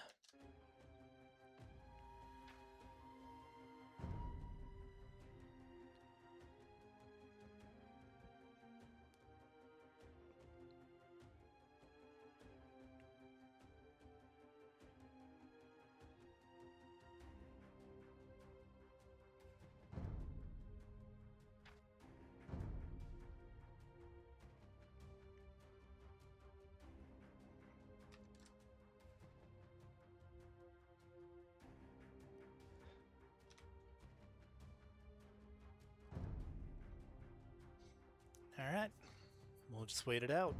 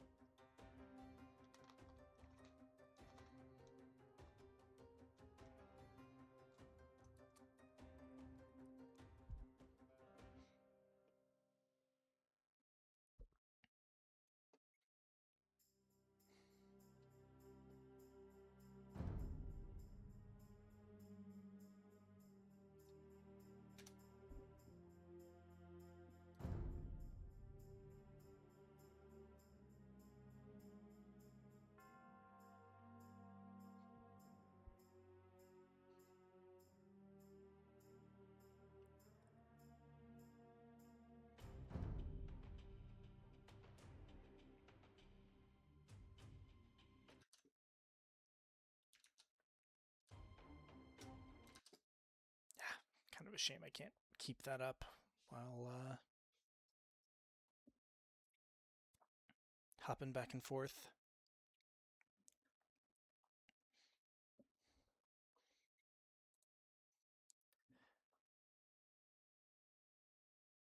Alright, figure they'll start it here shortly then. So this is going to be on step. For our remaining civs, I'll actually mark this. We had a win for Romans. We had a win for Khmer. We had a loss for Cumans. We had a loss for Japanese. Win Gurjaras, win Spanish, loss Mongols, loss Berbers. So how do they want to do this? I mean, I think it's got to be Vietnamese Magyars from Moto and Russ. Bohemians are a closed map civ. Not that they can't do well on open maps, but they're not fast. They're a slow emplacement style civ, and that doesn't lend itself super well to maps like Steppe.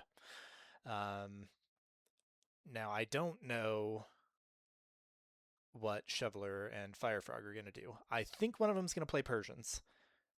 I would lean about, my opinion is that it's about 95% likely that one of them plays Persians. But I don't know if they're going to pair that with Britons or Mapuche. I do wonder if you could maybe go Persians Mapuche and do Scouts and Champies or something. I also wonder if they're thinking, okay, they need a Cav Civ and an Archer Civ, go Persians Britons. I do think if they do that, they're going to have some trouble with Vietnamese. Because Vietnamese really have a lot of weapons to handle Britons especially. Now, Savar would cause problems for Vietnamese in late game, but it takes a long time to get to Savar. You know, if you get a decent mass of Vietnamese archers, they can take care of Persian Cav. And, you know, trash bows don't really help with that. You know, maybe Britain range could make something happen there. I just think that's a very awkward matchup until you get to Savar. Yeah, and then also you've got Imp Skirm in the wings as well. Let's have a glance at the spec dashboard again. There it is. All right, blathered long enough for the game to have started. I think we might have to wait for the spec delay a little bit. Yeah, maybe not.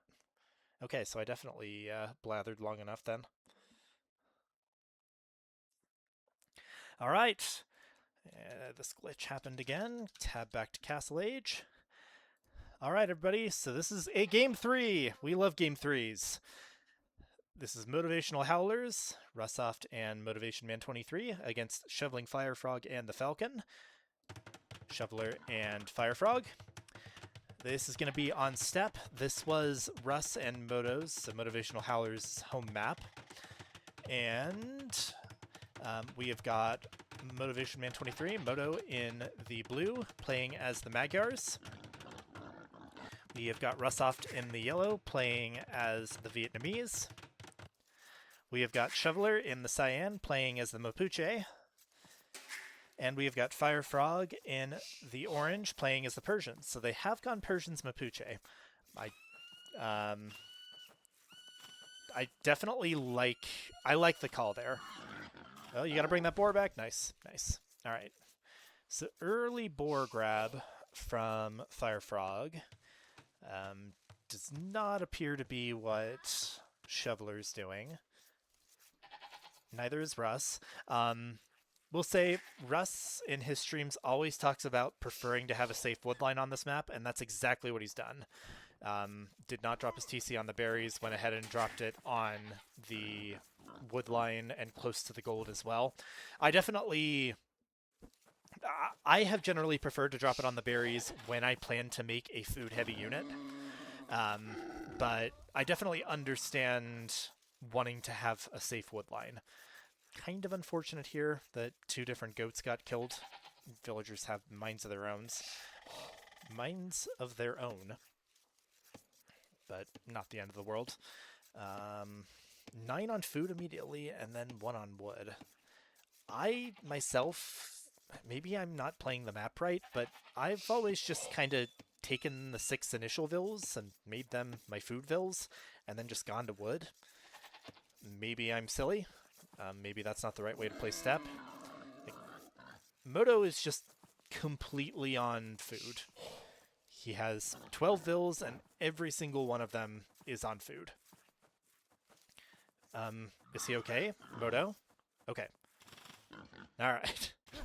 Got a little nervous there for a moment. I mean, I didn't think he was going to lose his villager, but it was just sitting there awkwardly for a moment.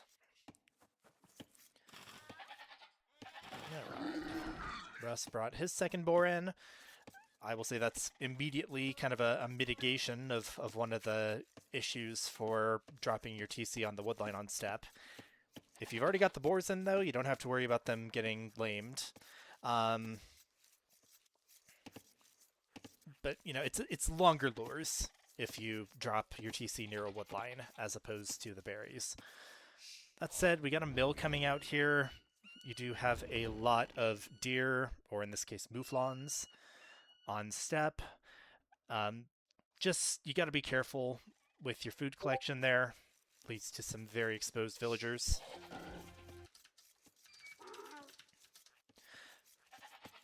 Sorry about that.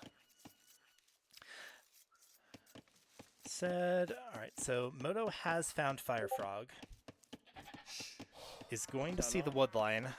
That could provide a target for some scouts. I'm going to guess Moto is going to go scouts as Magyars. Also, Moto still is putting every single villager on food. Just kidding. Alright, sorry. We do have 3 that have gone to wood now. For a moment there, it said 14 and 0, and you know what? I really shouldn't question it. I guess you do get these yurts on step. You don't have to make a house until you've got, you know, 18, 19 pop. Of course, Moto's done that. That's a very early feudal click from FireFrog. I guess that's 18 pop scouts, which is pretty impressive for our elo.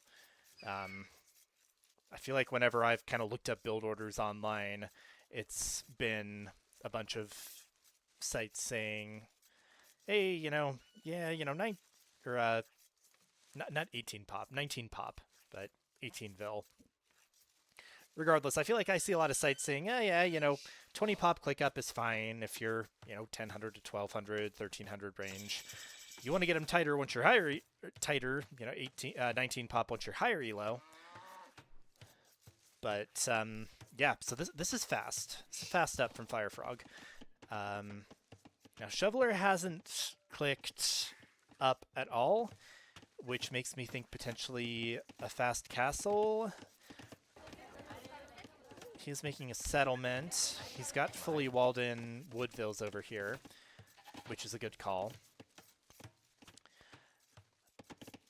Now, with him being on Russ's side, though, he's going into Vietnamese. You gotta expect archers. You know, maybe the hope is that FireFrog will be able to cover the archers with the scouts. Moto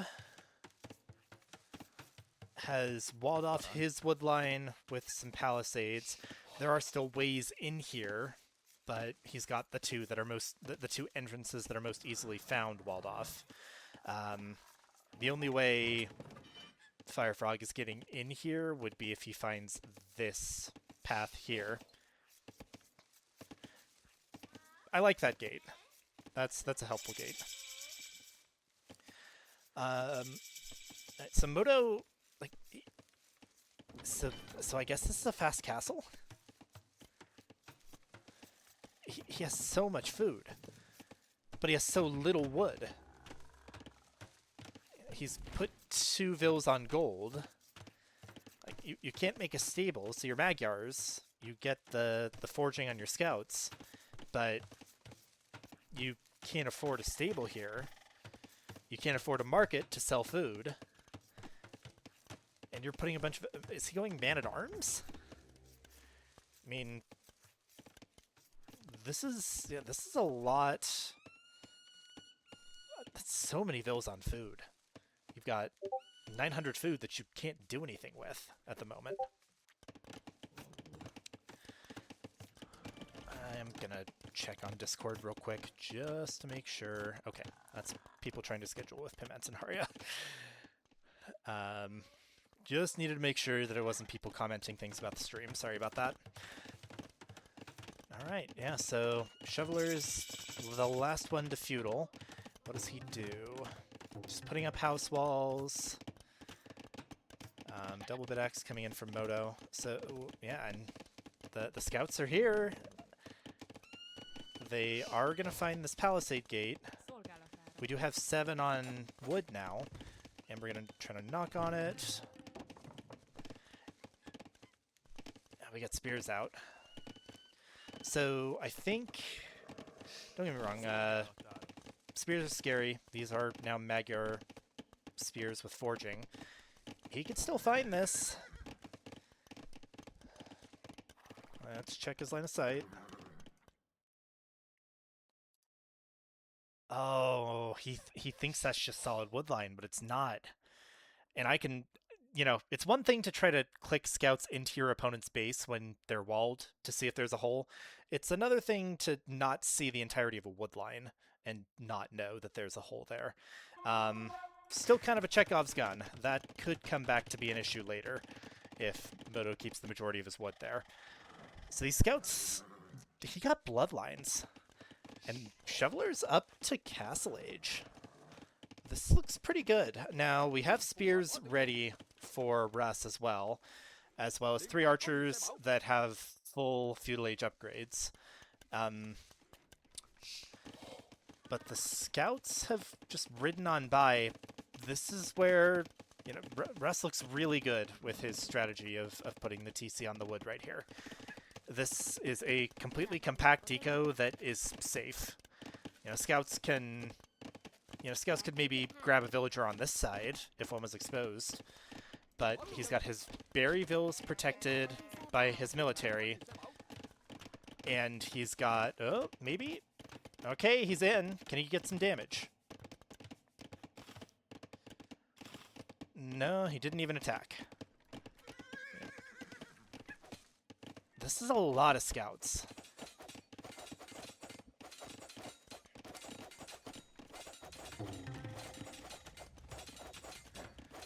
Now these are scouts with no upgrades, except Bloodlines. Bloodlines is probably the strongest upgrade that you can get in Feudal Age on scouts. Didn't get any hits off on those archers. These spears are gonna chase. Yep. Okay. They got through the house. I mean, I think FireFrog can clear this army, but I don't know if it's worth it.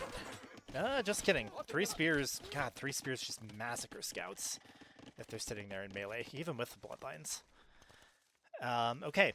That's a setback. That's a significant setback for FireFrog. He does not have resources anywhere close to clicking up to castle. But Shoveler is up.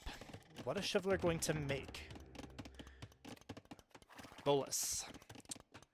Alright, so Bolus Riders are... Whoa. 5+... Oh, that's the charge attack. Sitting there going... Hold up! But no, that's why they've got that. So Bolus Riders are... kind of a, you know, they're a CA adjacent unit, and their attacks slow down enemies that they hit. I feel like you really need to try to get the castle unique tech for them that makes the bolas deal pass-through damage, but definitely a solid unit. Alright, so we got more scouts out from FireFrog, but Moto is already on CA. Magyar CA don't become stronger than other CA until Imperial Age, but that doesn't mean that they can't cause some pretty serious issues. This side of FireFrog's eco is completely open, and the CA, particularly, I think if they stand right behind this palisade, they can pick off all these Woodvilles, and they are coming forward. And FireFrog is still nowhere close to Castle Age. Unfortunately, that Scout Rush onto Russ, it just failed. That's just really good defense from Russ. Once again, you know, he really kind of proved his strategy of putting the TC near a wood line correct in this instance. Because if he had had that TC out here on the berries, then he would have had a lot of exposed eco. Well played by Shoveler. So I think Bolus Riders get some bonus damage against other mounted units. I think that's kind of supposed to simulate the fact that the bolas will like tangle up horses' legs and cause them to trip. Regardless, again, I think they get bonus damage. Moto is going to find the woodline, but the bullets just take him down.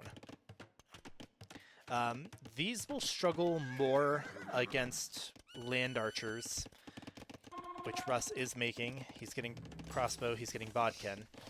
FireFrog is getting wheelbarrow. The resources are getting towards Castle Age, but I'm not sure about that click. Wheelbarrow takes a long time to research, and I feel like you just want to get Castle sooner, as opposed to having to wait on wheelbarrow. But he's also... he's close, but he's not quite there. Holy stables! Okay, I think he might want to go night spam. Don't quote me on that. Either that or, you know, we need to send this to T90 and say, hey, T90, here's a game called The Stable Wall. Watch it. We got Elite Skirm coming out from Russ. I mean, those will counter Bolus pretty well. They're not going to do anything to this blacksmith. So what's their range? They're 6 range. So he must have bodkin. Gonna... oh, okay, we got a castle. You gotta delete that, Russ. You gotta delete that. Okay, good delete. So these bolus are not... like... they're squishy. I don't know if Mapuche get bloodlines. I'm kind of guessing not. Yeah, no, they, of course not. They are basically the American civ that managed to get the horses from the colonizers. So yeah, no bloodlines. They only have 55 HP and they only have 1 pierce armor. I feel like it's almost certainly worth investing into pierce armor. Is also going to need ballistics. That's the thing that I was going to say that was going to be what I needed, or what I was saying last time. Last time I was saying that Winterblood needed to get ballistics.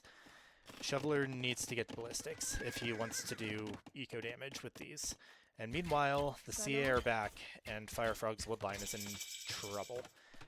It's just all stables. How much wood and gold do you have? Because he's up to castle. Oh, no. Oh, FireFrog, what you doing, man? You either need to build a gate,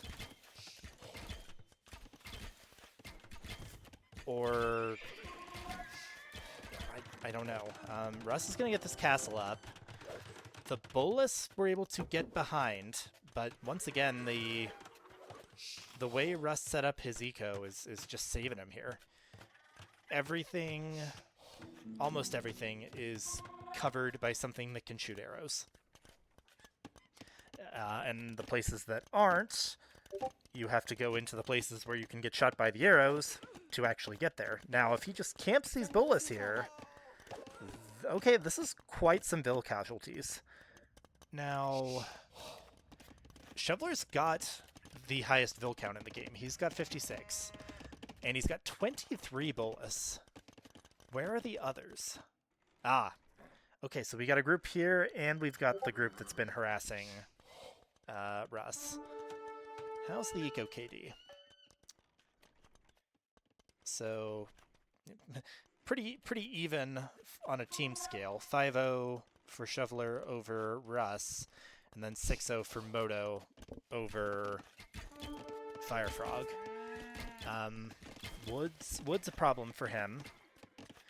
And I'm guessing the CA are... Yeah, the CA have Bodkin now. So, you know, these have only got scale barding. So they're taking 5 damage a shot. Moto's gonna find this.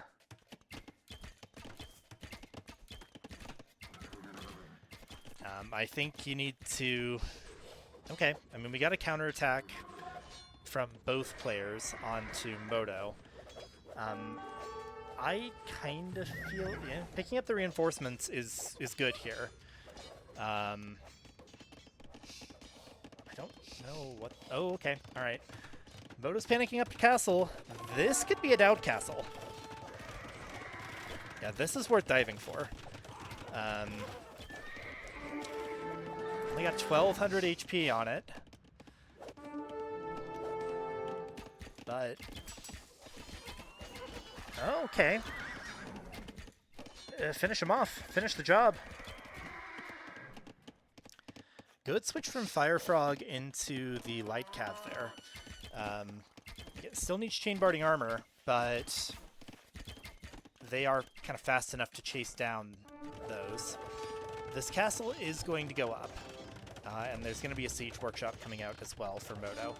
The knights can deal with any siege that comes out, but the castle is going to protect any access into Moto's, at least these two TCs, eco.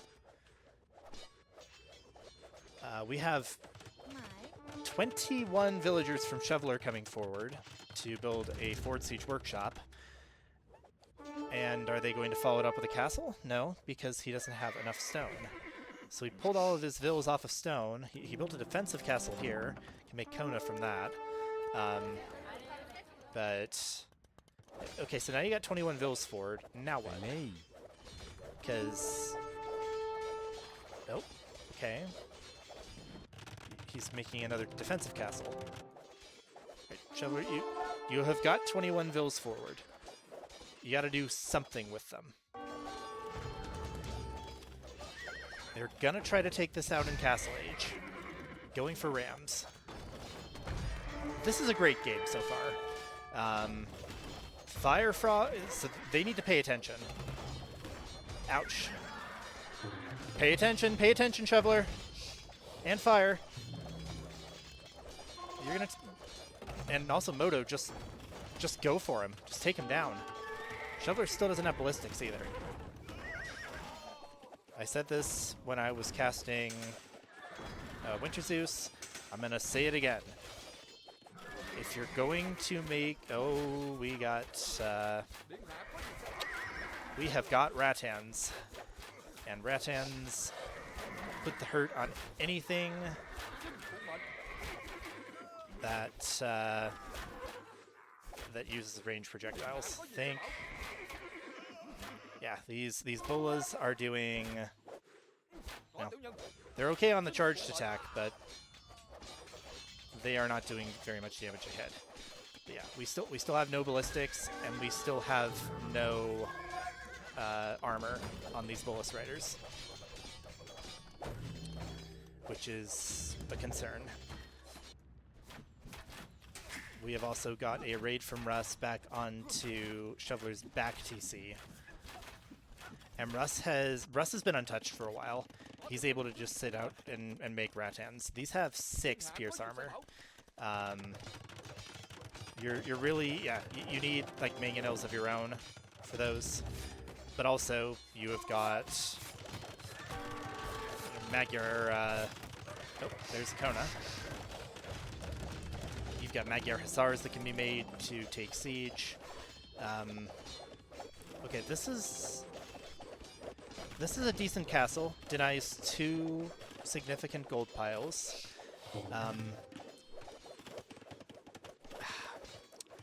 I think,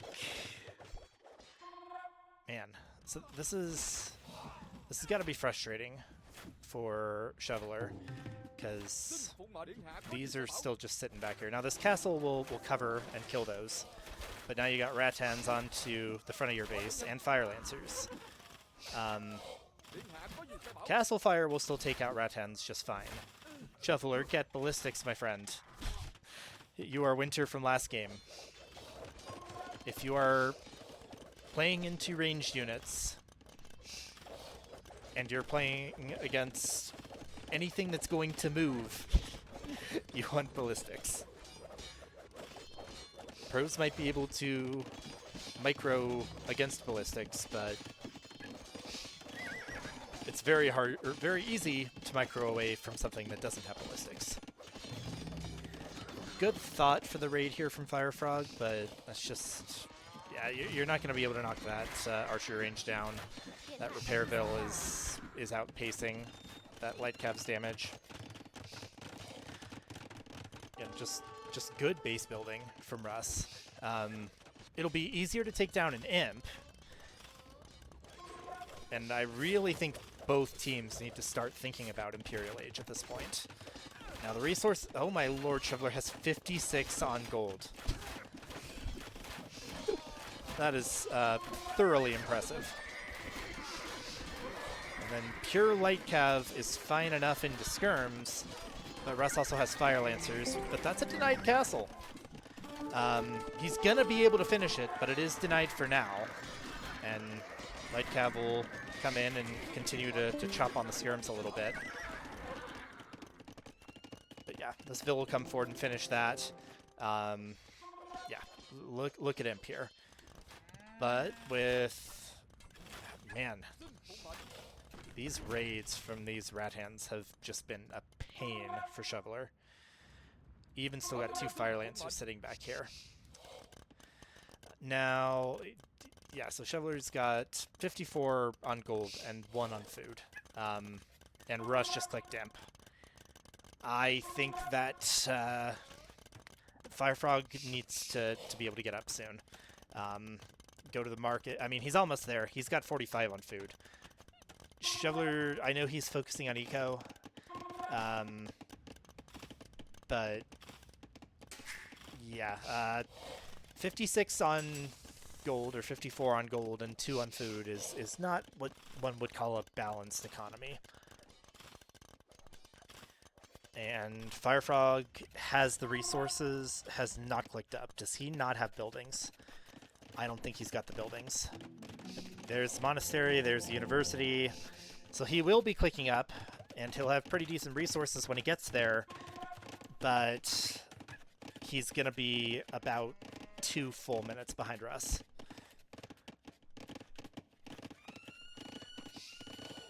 TCs work faster, Persians. That was a mass buying of food there from Shoveler to click up himself. 3 on food. That's quite the economy.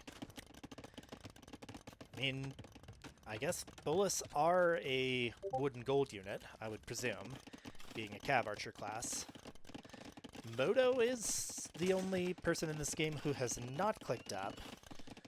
And, I mean, he could sell stone to try to buy food to click up, but I'm not certain whether that's actually going to happen or not.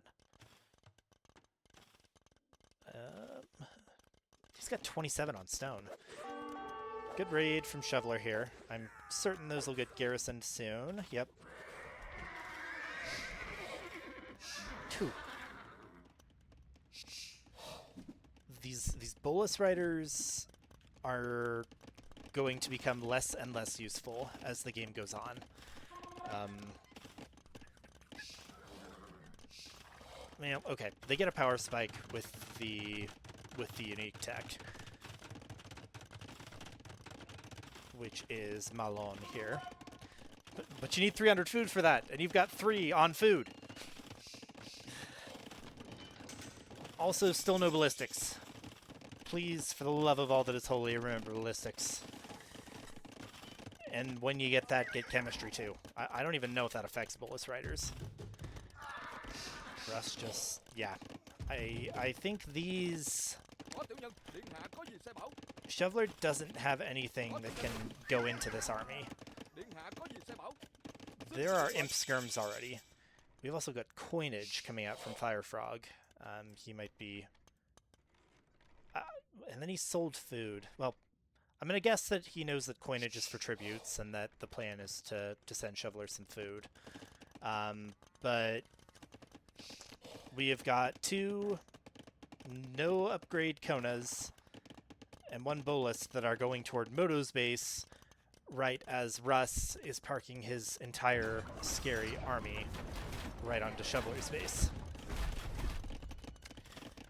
It might be time to bring the boys home. If there are any boys still out there. Looks like we got 11 Bolus and 8 Kona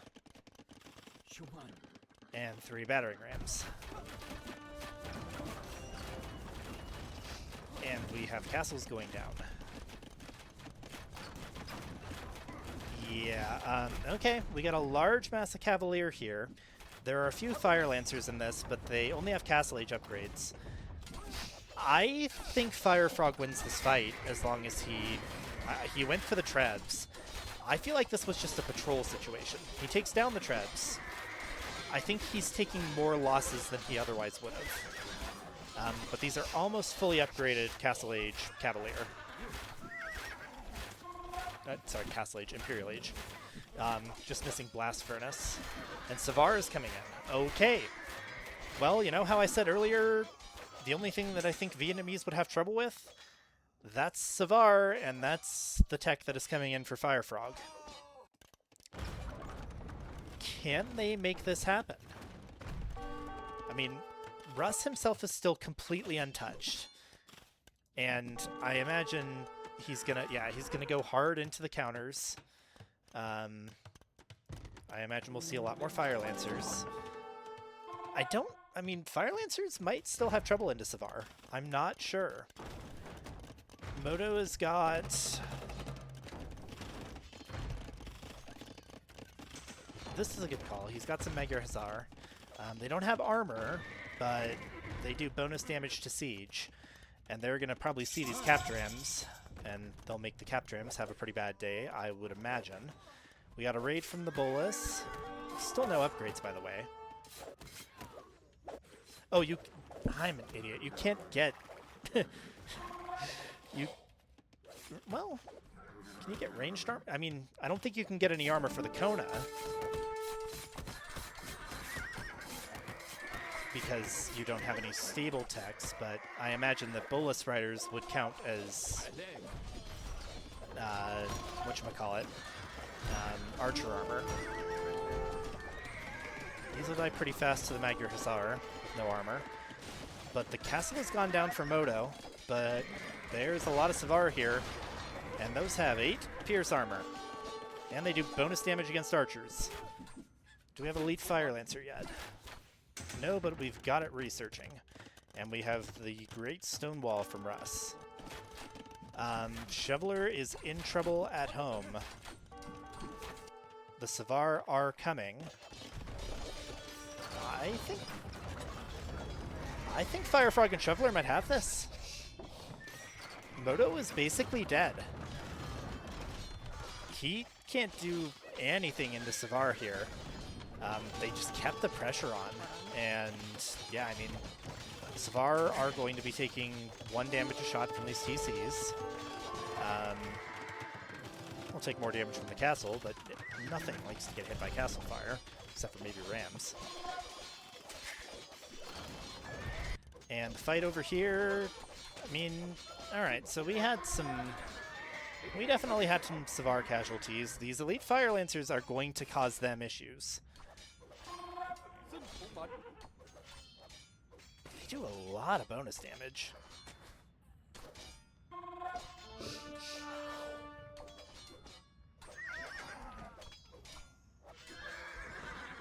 Things are doing like 20 damage a hit. Yeah, Fire Lancers are going to be a problem. Okay, so Moto is basically dead, but Shoveler might be basically dead here soon. You know,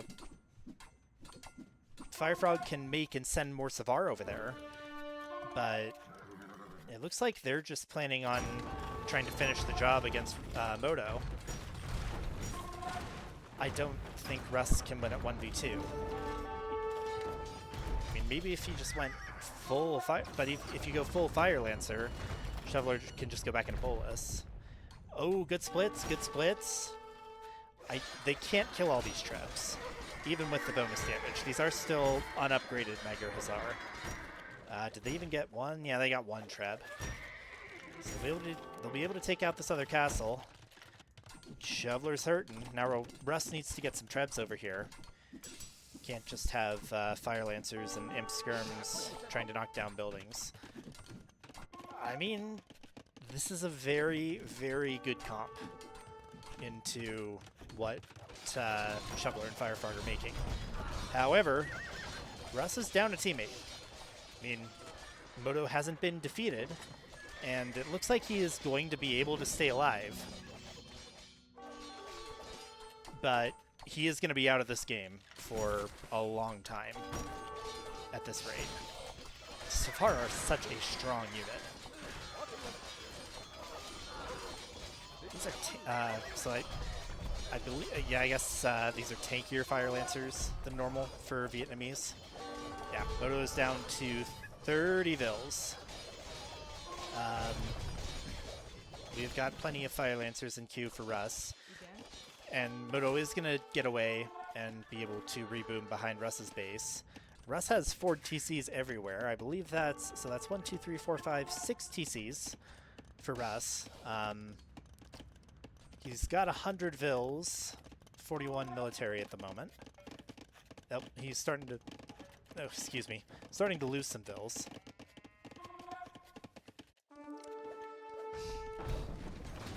I feel like I should be saying, you know, GG for Shoveler and FireFrog, but I still don't feel like this is over. Because Shoveler cannot defend at home. And FireFrog tried to defend him at home and lost a good-sized group of Savar for it. And those are not cheap. I mean, as you can see, we've got him taking gold pretty far afield now. And now he's got 1k in the bank. So that's good for, you know, 20-ish, like 15-ish Savar. Step's got a goodly amount of gold on it. But if he wants to keep making Savar, FireFrog is going to need to go even further and further afield to do it. There's going to be a big loss of Savar in here, too. These Fire Lancers are brutal. I didn't... You know, I knew that they also countered Cav, but I didn't expect them to be doing, like, 23 damage a hit into Savars. But we have the GG called from Moto. That is going to be a victory for Shoveling FireFrog and the Falcon. A set win for them. So that's going to be their first set win of the season. Very well played from both teams here. I am still honestly of the opinion that this game was not completely over. Okay, heavy Scorpions. Maybe I'm wrong there. That Elite Fire Lancers cannot deal with.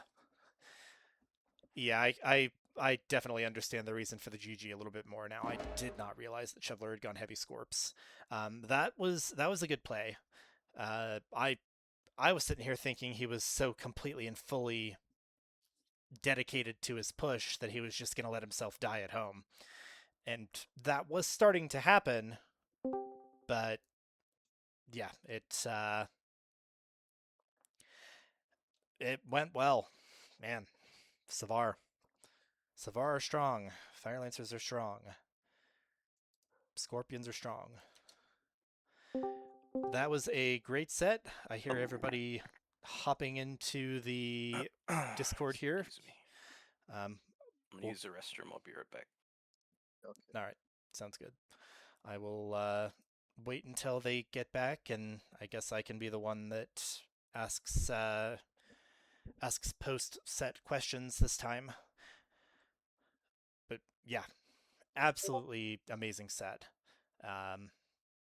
That was a close one. well played from both teams. Sorry that I don't sound more excited. Honestly, my voice is just kind of shot.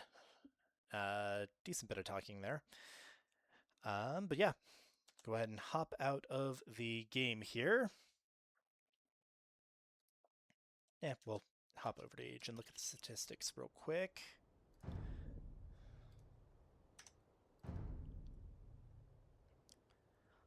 Really good game from FireFrog. Again, the pardon me, sorry. The Scout Rush could have done more in the early game, but Hello, everyone. it did enough. Hello. And yeah, I missed the first two awesome. games. Was it or the first game? I'm not sure. Well, was that the last game, the step game? Yeah, Step was the last Yeah, game. Yeah, Step that was was game the 3. last game. Yeah. Was it 3 out of 3 or 2? It was a game 3. No, it's game 3. That was game. I wonder Oh. where Moto and Russ are, if they want to do a post game interview like we normally do or whatever. I think they're still in Maybe their they're channel talking at the probably moment. about what has happened. Just giving them a minute. That's a good game, that last one. Yeah, I know it was. I had no idea what Mapuche did going into that game, so it was It's a good pick as well, because the that sort of like archer, cav archer thing from Mapuche is a good counter to the cav archer. So when you have Magyars in front of you, this is a good one. yeah, They were, the bullets did well into the CA. Mm. I'm gonna level with you though. I was screaming at you to get ballistics the entire game. Yeah, I started to send because I knew that Fire needed the gold for Savar. So Yeah, I just true. all I really had was gold at the end, so it was like I'm just gonna send it all to him. Yeah, no, that makes sense. At one point, I think I saw you had 56 on gold. Yeah, I mean he was tapping on my base, but I wasn't focused really on my base because I knew everything that was I had a couple of castles, and also he went like heavy archer skirms type situation. So I'm like, well, there's really nothing that he can do. Instead, I'm just gonna castle up next to Moto and just take his gold right there. And I mean, I think I ended the game with almost 4K gold. So just yeah, 3,500. sling for the Savar. Yeah, just send it for the Savar, and then the heavy Scorpion as well. I want to get that out to deal with the Fire Lancer. So you Yeah, thought that was instead of definitely going needed. like 50 on food, I'll just get 50 on gold and buy the food anyway. Exactly. I mean, that's how you got up to amp. So My units didn't really cost any food though. Yeah. No, that's fair. Yeah, but like you can't get upgrades with no food. But I guess if you've got 50 on gold, you can always buy the food. Yeah, that's true. Yeah. Yeah, I don't think that there was a bunch of upgrades I was lacking, dude, but my biggest focus was like just working with FireFrog to just be like, let's keep pushing, keep pushing, keep pushing. So at that point I didn't even care about the eco. I was just grabbing vills and sending them to different mining places so I could keep up with with just spamming out rams, scorps, and then the trebs. Really, that was about it. yeah. What was the other two big. maps? Fire. Go ahead. Oh no, I was gonna say Fire. You should talk, dude. You were MVP, bro, of that last No, game. Like I'm not very good at talking, so you guys talk. you are All good right. at Well, talking. We communicate the whole game, bro. You talk. You talk. I think Shoveler did a good job when I was transitioning from feudal to castle at that time. When Moto was attacking me, Shoveler did an amazing job at defending me. yeah, that was So good. You got those bullets over right yeah, in time. Picked off the CA before they could hurt Woodlines too badly. yeah. And I, the Great Wall of Stables, like, I feel like that's worth a T90 video. Like, you had 10 stables, like, before you were even up to imp. It was crazy. I mean, that was the advice that Tom Tom gave me. Like always 10 stables before imp. That's what he told me. So I just followed it. I mean, it it worked to perfection. So I will say I was Yeah. kind of surprised. Like I didn't think that Fire Lancers were going to do that much damage against Savar. I knew they were a counter, but I didn't think they were going to be as good against Savar. Like they're almost as good as Halbs. Yeah. Fire Lancer OP. I Yeah, think so. they were strong. They killed so much of my Savage. Congratulations, Shoveler. I know your team needed that. I know. I appreciate you guys allowing us to finally win a match. Yeah. I was gonna quit. I was gonna quit the league if we didn't at least win a game. So I almost quit the league though when you banned pilgrims. That was heresy. Honestly, And though, it's gonna take a while for me to get I over that. yeah, I was surprised there too. But then I saw the arena in the Spanish, and I was like, oh my god, he just wants the entire world to burn. I knew exactly. It's funny. I knew exactly what you were gonna do, and I told Russ that, and we just couldn't stop it. I mean, I was sitting there in the post game of that going, okay, well, we knew this was going to happen, and I have no idea what they could have done differently. So it's not just you guys. Yeah. Well, could have had a much better Dark and Feudal Age. We'll put it that way. I mean, fair, but I mean, even then, I feel like you'd have had to somehow had like a massive 10 skirms out, and then also some sort of melee unit that would have just died to conquistadors, and then you can't kill the elephants. So yeah, I don't know. Yeah, I gave Russ in that game. That was game 2, right? Yeah, I gave Russ some gold at one point, and I could have made my siege tower and thrown my unique unit in it, and instead I gave him the gold. So I think that would have helped a lot, just dropping, dropping the microing the samurai siege in there. tower and dropping my unique unit. I should have made a siege workshop Anyway. on the way up to castle because that is one benefit I have as As humans. humans. Is I could have dropped a siege workshop because you did say have some mangonels, but I only dropped the siege workshop later because I was gonna try a 2 TC boom, but as soon as I saw that they're outside my gates, I deleted that second TC to put down a castle. But by then it was already too late. Had I already been preparing for them to hit me, I just didn't want to delay growing my eco, assuming they were gonna attack me. So it was I don't know. What was the map, russoft? It was arena. It was arena. Okay. Yeah, that was game 2. We kind of went out of order here. Let's double back and talk about game 1. So game 1 was Black Forest. It was kind of funny. It was kind of the tale of two sides. FireFrog and Moto, your guys' side, you guys just you had a little bit of jockeying for position, but your guys' side was completely calm. And then Russ and Shoveler were just absolutely throwing everything at each other, trying to get the palisades down. So, like what was, at one point were you guys thinking, oh my god, I have to get like 6 vills forward, or was it just kind of like a build up that happened as it got crazier and crazier? I was just gonna wall up, and I should have known better. And then when I saw Shoveler idling like 6 villagers to take down my walls, I was like, he's doing more damage to his own economy than mine, so I'll just go back to work here. But then I knew that there would be a sneak vill, and there was. So I basically just didn't give it. I was like, if I can just get up to castle and start booming, I'm not going to worry about this. And then I just counter castled when I saw the castle drop and able to hold off his units. And yeah, so it turned out, I guess. Yeah, it was good. I liked the scout play in feudal because I actually think that Shoveler might have been able to do some pretty decent damage with the sneak if you hadn't killed those vills. Because I think what ended up being the issue, this was just my interpretation, was that once you hit Castle Shoveler, you only had 21 vills and you had like next to nothing on food. Were you? Yeah, Yeah.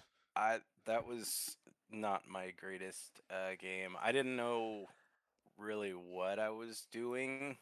I just knew that in Black Forest you're supposed to put walls in front.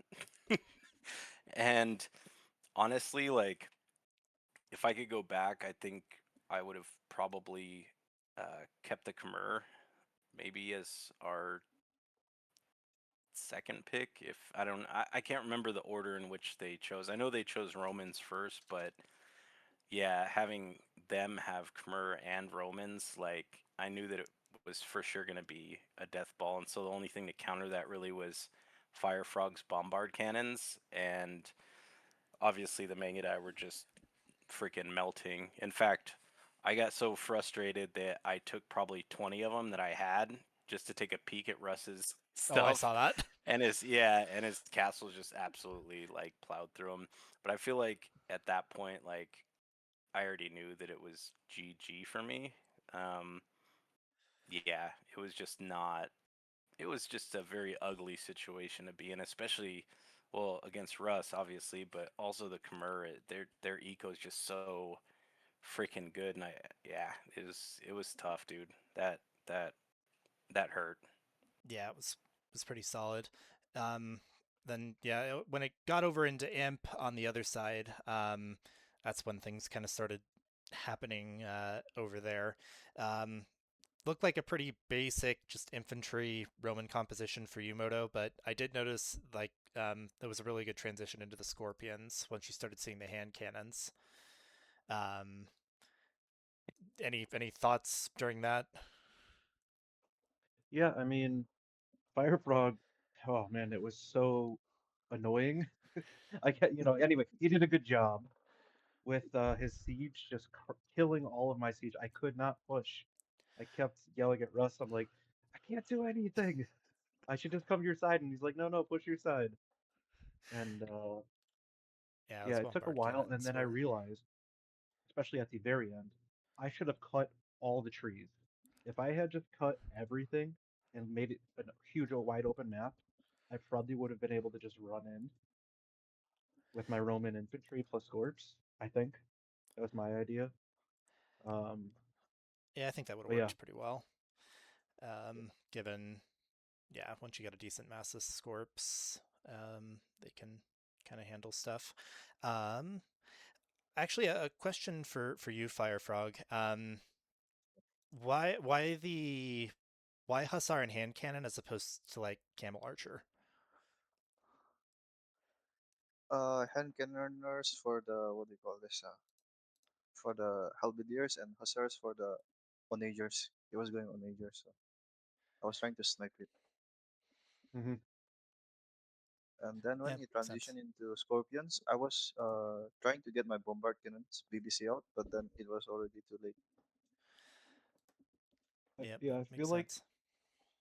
from my side, I feel like the legionaries can run through everything with their armor and still snipe bombard cannons and stuff if I wanted. I didn't do much of that game, but yeah. Kind of depends in my experience. Like there's still only +4 armor in Imperial Age, so like a decent enough mass of ranged units will hurt pretty bad. But if you've got enough legionaries, then it doesn't matter, especially when you have committed tenses online, which you Well, did have. that shows my noobness. I thought it was +6. And because you only get the first 2 armor upgrades, they just both count for +2 apiece. There you go. Um, That's why you have the Castle Age. You call that power spike. yep, Yeah. yep. Thus, All right, and then we already talked about game 2 a little bit, but I guess one thing I wanted to ask Shevler is, was it when you sold your stone, was that an adaptation where you kind of freaking out thinking you didn't have enough res, or was that just part of the build? That was part of the build. I'm not good enough to like time it perfectly, and so I had to idle my eco for a little bit, and then from there, I was able to just sell off the stone and then be able to click up. So I would say like because FireFrog and that's like the one strat that we've like worked on or whatever. I'm kind of used to not being able to do it very well in terms of the like having the correct resources at the time of castle. So I'm pretty used to at least having to sell between 1 to 3 clicks of stone. Gotcha. Well, I will actually say that at one point in like late Dark Age, everybody else had like about 20 seconds of TC idle time, and you had 1 second. So you can feel good about that. Yeah, no, I mean, I can't look. I can't do two things at once. I'll just be real. Like, I feel if that. I have an army, I'm focused on the army. If I have the eco, I'm focused on the eco. I mean, I knew that I was going to stall like Vil production in favor of massing conks, but even then, it's like when we were pushing Russ's base, like I had two goals, like make sure that mangonels aren't squishing the elephants, and then killing Vils obviously, but it was mostly a matter of like trying to get a few conks between Russ's base and Moto's base so that Russ couldn't run any Vils. So I don't know if he got any Vils over there. I have no He idea, didn't. but I was trying to cut it off. Yeah, no, you killed every last one. I knew immediately. I was like, I'm gonna run, and then I saw Conks sniping the samurai that were on their way over to rescue me. I was like, oh, they're all over the map. There's no way I'm not getting a single villager out of here. So that's why I hunkered down by my castle and just hoped I could recover somehow. Yeah, no, I I was feel that. I was trying to get a couple of petards actually, Moto, onto your Mhm. onto your siege So. thing, whatever the moving siege tower thing. Yep. But I couldn't. It's But I tried. it's its own. I just learned about it recently, and it's uh, can be used really well. I've seen the pros do it, but yeah, it's tough. It's fast. If you have a bunch of infantry in it, it's really fast. Moto should Yeah, have just let me die, and he should have just dropped over the walls of one of you guys, cleared out your eco, and moved on to the next, and the game would have just ended fine. I would have died, but so would have they. But my teammate was trying to keep me alive. I mean, I still feel like that's easier said than done because even if you get Yeah, I samurai know. As soon as into you're the over the eco, walls, there's extra walling behind, and yeah, I know it does get bogged down. The push is not as simplistic as I'm making it sound like, but it's very annoying to look at the opponent's base after losing and going, they had nothing. They had nothing there. It was just bare bones economy. It was an all in. So yeah. Funny. So I also it's how it is in recall arena. apologizing to Russoft after that second game. I was like, I'm sorry that I was yelling things at you, like no, mangonels, that was the mangonels. first game. That was the first. Well, yeah, you did both games. But the first game, it was like we won, so I don't care. You bark all you want. More Fire and I production. Need more were. production. Put production here. Well, that was a different thing. Because This time I apparently was just 3 stables isn't mangonels. enough. I think Late game FireFrog BF. on our end, we were just holding each other's hands, praying that things might go right. So Yeah. I guess, yeah. I mean, I think I was kind of bossy the last game, right, Fire? Because I realized like, oh crap, we might actually be able to win, and I was like, let me just send you gold, keep making Savar, and then I was like very demanding with the Rams. I was like, make sure the Rams and Trebs don't get knocked out by those Magyar Hussars. Yeah. That was almost the split micro of the century there. I thought that he was going to be able to get in on those trebs, um, but yeah, that was well done with the micro there from both of you guys, from all three of you guys in that situation.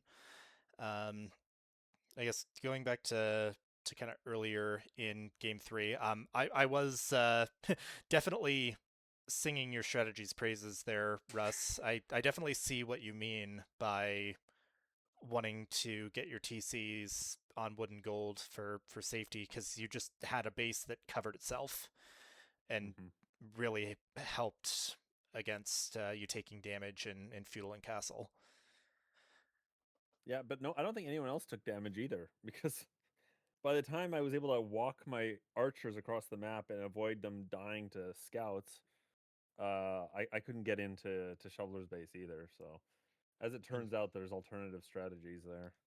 I mean, fair, but you would have died pretty hard if your base didn't Oh cover yeah, itself the way it absolutely. did. If I had dropped on the berries like my TC, the game would have been over like a lot sooner, 30 minutes earlier. Yeah. Actually, I don't Yeah, know how no, long so that that- game was, but it was. I've actually still got it open on Castle Age. It was 58:49 in total. Mm. So Okay. our game. FireFrog, that was so you win 18 pop scouts, which I don't normally see at our elo. Um, so was pretty impressed by that. Um, Mm. I will say at one point, you were so there was one more hole into Moto's woodline that neither of you guys saw, and you like sniffed it Okay. for half a second there. Um, but Yeah, yeah, I did not notice that. yeah, it I was. I found mean, it it was later. tough. Yeah, it was a tough one. That steps woodlines generate really weird with all those little corridors. But yeah, with that said, so 18 pop scouts. If any of us other noobs want to do that in future, any tips for that? Is it something that you really need to save for step, or can people try it on Arabia? Yeah, Step is a people can lot try it on easier. Arabia. Sorry. Audrey?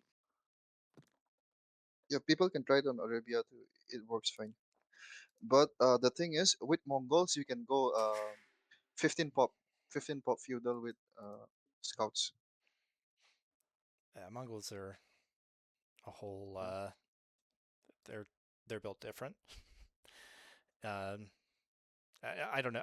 I remember like when I've been looking at build orders, a lot of people have said, "Oh yeah, don't worry about it. If you're, 10, 1100, just go ahead and go 20 pop. If you start getting up toward 13, 14, maybe then you should start trying to knock a Vil off the build order." So I just, you know, thought I was like, "Okay, he's gaming. He's gaming tonight." And thank goodness for that, because I definitely was not. So thank you, FireFrog, for that. I mean, FireFrog had the coverage in feudal, and then you had it in castle once you got those bolus Yeah, out. it was a perfect teamwork, I would say. Our teamwork was solid last game. Yeah. Yeah, I still feel like I have a headache from that last game. That was too crazy. But I don't know. Once we had knocked down Moto's, I think his second castle, where he had all of the mangonels underneath it, I started to feel like, okay, we might, you know what I mean? By that time, the Savar was like either coming in or it wasn't, and I was like, oh, we might actually be able to be victorious in this position. Other than that, I was like, this is all bad, because Russ was, dude, he just kept pushing me on my base and pushing me on my base. The only thing that saved me was having that forward castle moto and like The only thing that just stealing saved that you was gold. that you didn't have anything in your base. I looked at that map afterwards and I was like, dude, where's this guy's eco? He's got nothing. It turned Standard. turned out that it was just the gold rush of 1848, and everybody was out prospecting. Yeah. You can't raid an eco if it doesn't exist. So That's very true. But I feel like with your Civ though, Russ, it was like especially hard for you to get any raids in Like because Secretary warned me. Who did he warn? Someone was playing archers on step and he said, you don't play archers on step because they're too slow and That it's an was me. open map. Oh yeah. Sorry, it was you? Yes, it was me. Yeah. And so that was in my head, but then I was like, yeah, they got these bolus riders with a Mapuche. They've got Britons. Both of those are countered by Imperial Skirm. So I got to go Vietnamese and just hope for the best. But I couldn't make use of I couldn't do any damage with my units. I just couldn't do it. And by the time I got a decent mass of Fire Lancers, Modi was already dead, and so it was like, okay, well, so much for that. yeah, I mean, they definitely looked good. The engagements that they were able to take, the Fire Lancers. They're mostly just outnumbered for a lot of it. But I Yeah, also don't know how it trades with Savar, right? Like, do you need it numerical was. superiority? Like, maybe it's a cost-effective trade, but it's also not a trash unit. It does cost gold, so it is Yeah, wooden expensive gold to unit. produce in the long run. So From what I was seeing, Fire Lancers were doing about like 24 damage a hit to Savar, which was actually more than I thought they would do. But they also do have somewhat slow attack speed. Basically, when you guys had that big fight in front of Shoveler's base, I thought the Savar were gonna completely roll it, and it didn't happen. So that's Yeah, I was a little underwhelmed, and so I got all their upgrades in, but I feel like a lot of those upgrades, and I need to go look at the stats. I feel like a lot of those upgrades just transform them into like shock infantry, where they're good at raiding them. Because I know that once they're all the way upgraded, they're really hard to take down with archers, and so I'm not really sure it helps them in melee combat. It might just be that it really helps them to withstand arrow fire. I really don't know though. I think they're good against skirms, but like actual archer lines still mess them up.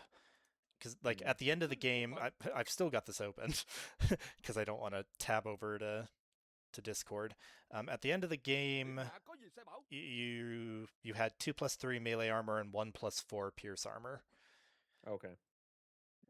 So I think they're meant to be, basically halbs that hit harder and don't die to skirms, but they still die to archers. Tanky, yeah.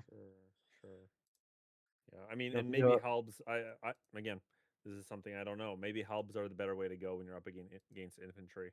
I just didn't have. I don't know. I wasn't teched in, so I just rolled with what I was already making. No, it was a good call. Honestly, they were an effective enough counter to basically everything on the map until the heavy scorp came out. Yeah, and when I looked at that, when I saw that Shoveler had a massive scorps, I was like, okay, that would have been game as soon as they made it around to me anyway. So even if I could have held out, even if Modi could have like moved, I didn't have any. I didn't even have a siege workshop that game, so I didn't have anything prepared to deal with scorps. So yeah, the only thing I had to deal with scorps were my unique unit, which all my castles died, so I couldn't make any. Yeah, that's the problem with those. Tough. Like your unique unit, right? If you don't have the stone, you don't have the castles, you can't produce.